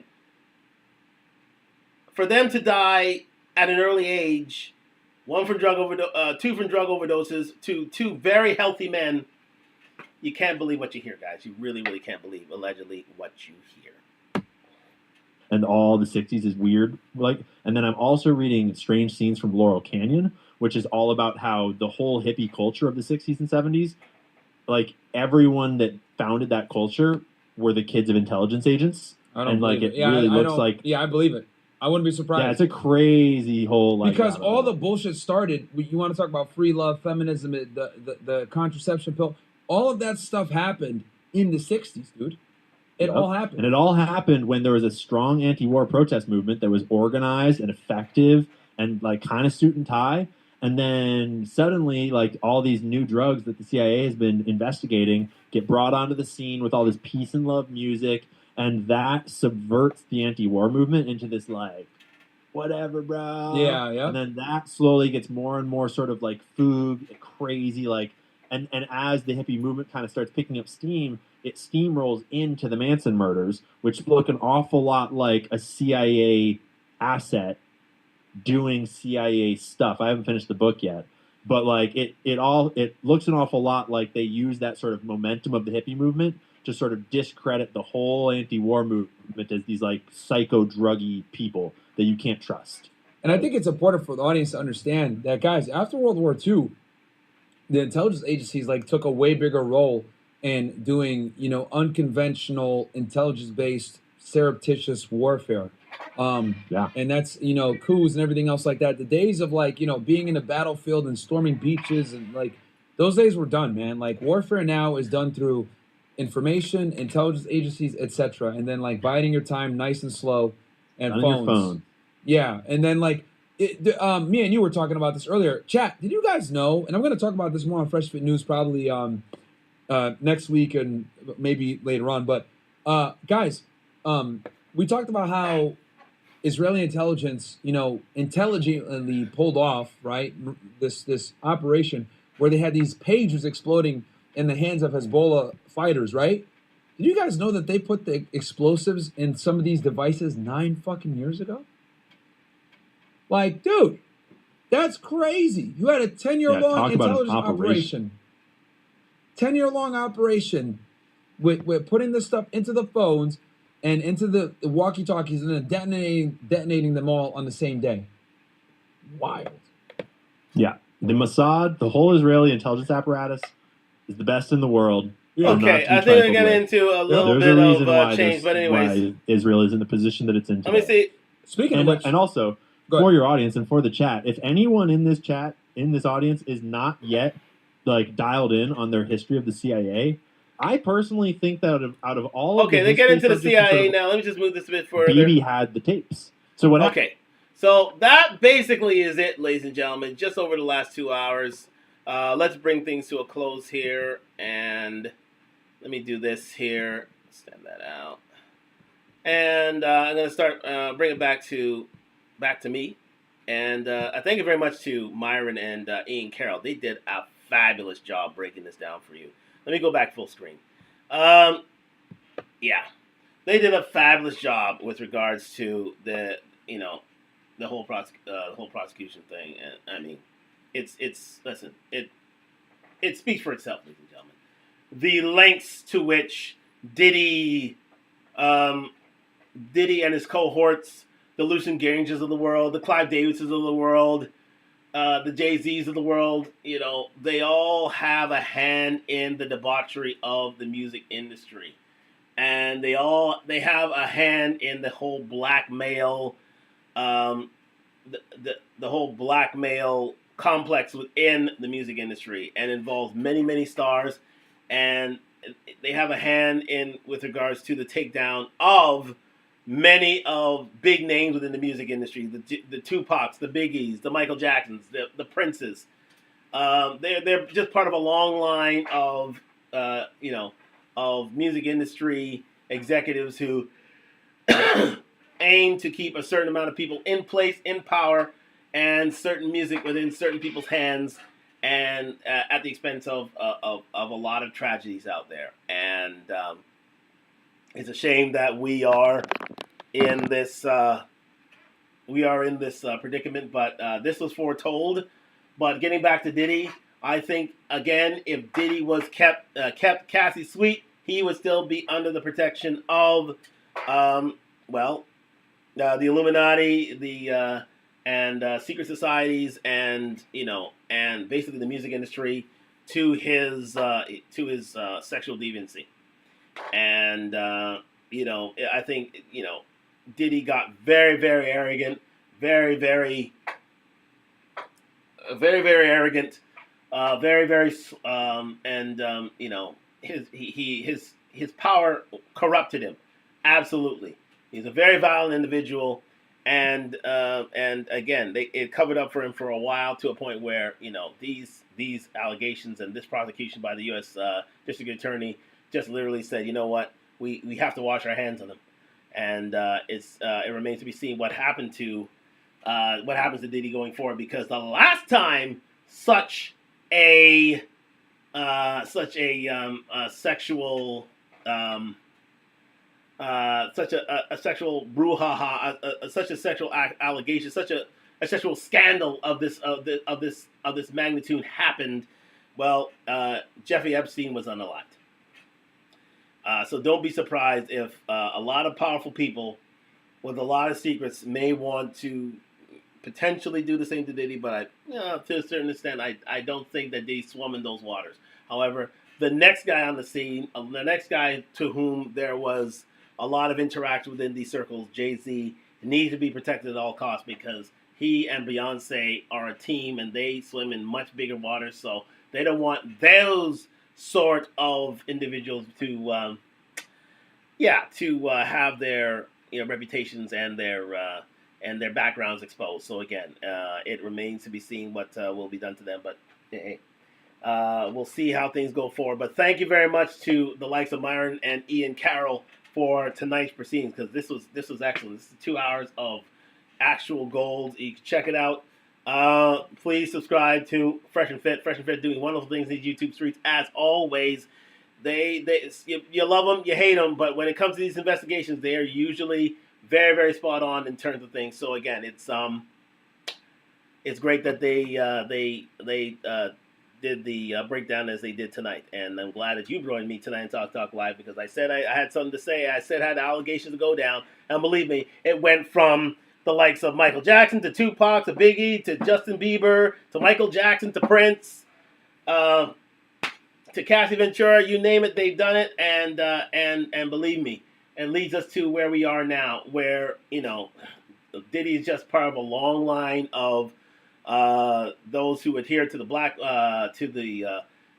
black male agenda, and how indeed that went on to control a whole segment of the music industry, and their sexual parties, and these freak-offs, and these and the gay backgrounds of many of these people, including Diddy himself. And yeah, it's a shame that we got to this point right now, and a lot of people's lives have been changed forever to the negative because of him. But here we are indeed, and I just want to bring this out to you. But more will come as things develop. But again, just want to bring a full background into what these allegations involved, what the U.S. prosecution's, what the U.S. District Attorney's Office has in terms of evidence, a lot of this stuff, and where these sort of allegations have spread towards, how there's a history of this over the life of the music industry, and indeed, this is not over. This is definitely not over. But I thank you for joining me on Talk Live on this live Friday night episode 1016. Perfect timing for me to do what I got to do. So thank you very much for joining me on Talk Live on direct from Toronto here. And I hope you enjoy your weekend. I hope you enjoy your Thanksgiving weekend if you are in Canada. But if you're not, I will wish you a very, very good weekend. I'm going to watch the end of this baseball game here where Teoscar he's doing his thing, baby. I miss Teoscar Hernandez. Anyways, no Diddy.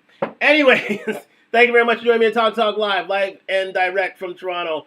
Like, subscribe, comment on the road to 1,000 subscribers. We'll be back next week. More shows to come. I have more shows in the pipeline with regards to Celebrity and the Red Pill. And I look forward to speaking to you then soon. And I thank you very much for joining me on Talk Live. No interruptions on Instagram. Go figure. Anyways, back to it. Thank you very much for joining me on Talk Live. We'll see you next time, next week, with a few more topics that I've already mentioned, including feminists versus men's right advocates. We've had why men are why 63% of men are not taking part in the dating market. We have a slew of actual topics that are going out today. That are going out very, very soon. But it's over to 2 hours. I'm about to head to this baseball game. Thank you very much for joining me on Talk Live. Live on IG and YouTube. Like, subscribe, comment on the road to 1,000 subscribers. A Talk Live minute will be coming out on this subject very, very soon. So, again, stay with me. We'll be revealing it this weekend. And thank you very much for joining me. And we'll be back soon. Talk soon, and good night from Toronto. Thank you very much for joining me on Talk Live on YouTube. Yes, indeed, we're ending it here, but we'll be back next week with more topics as already discussed.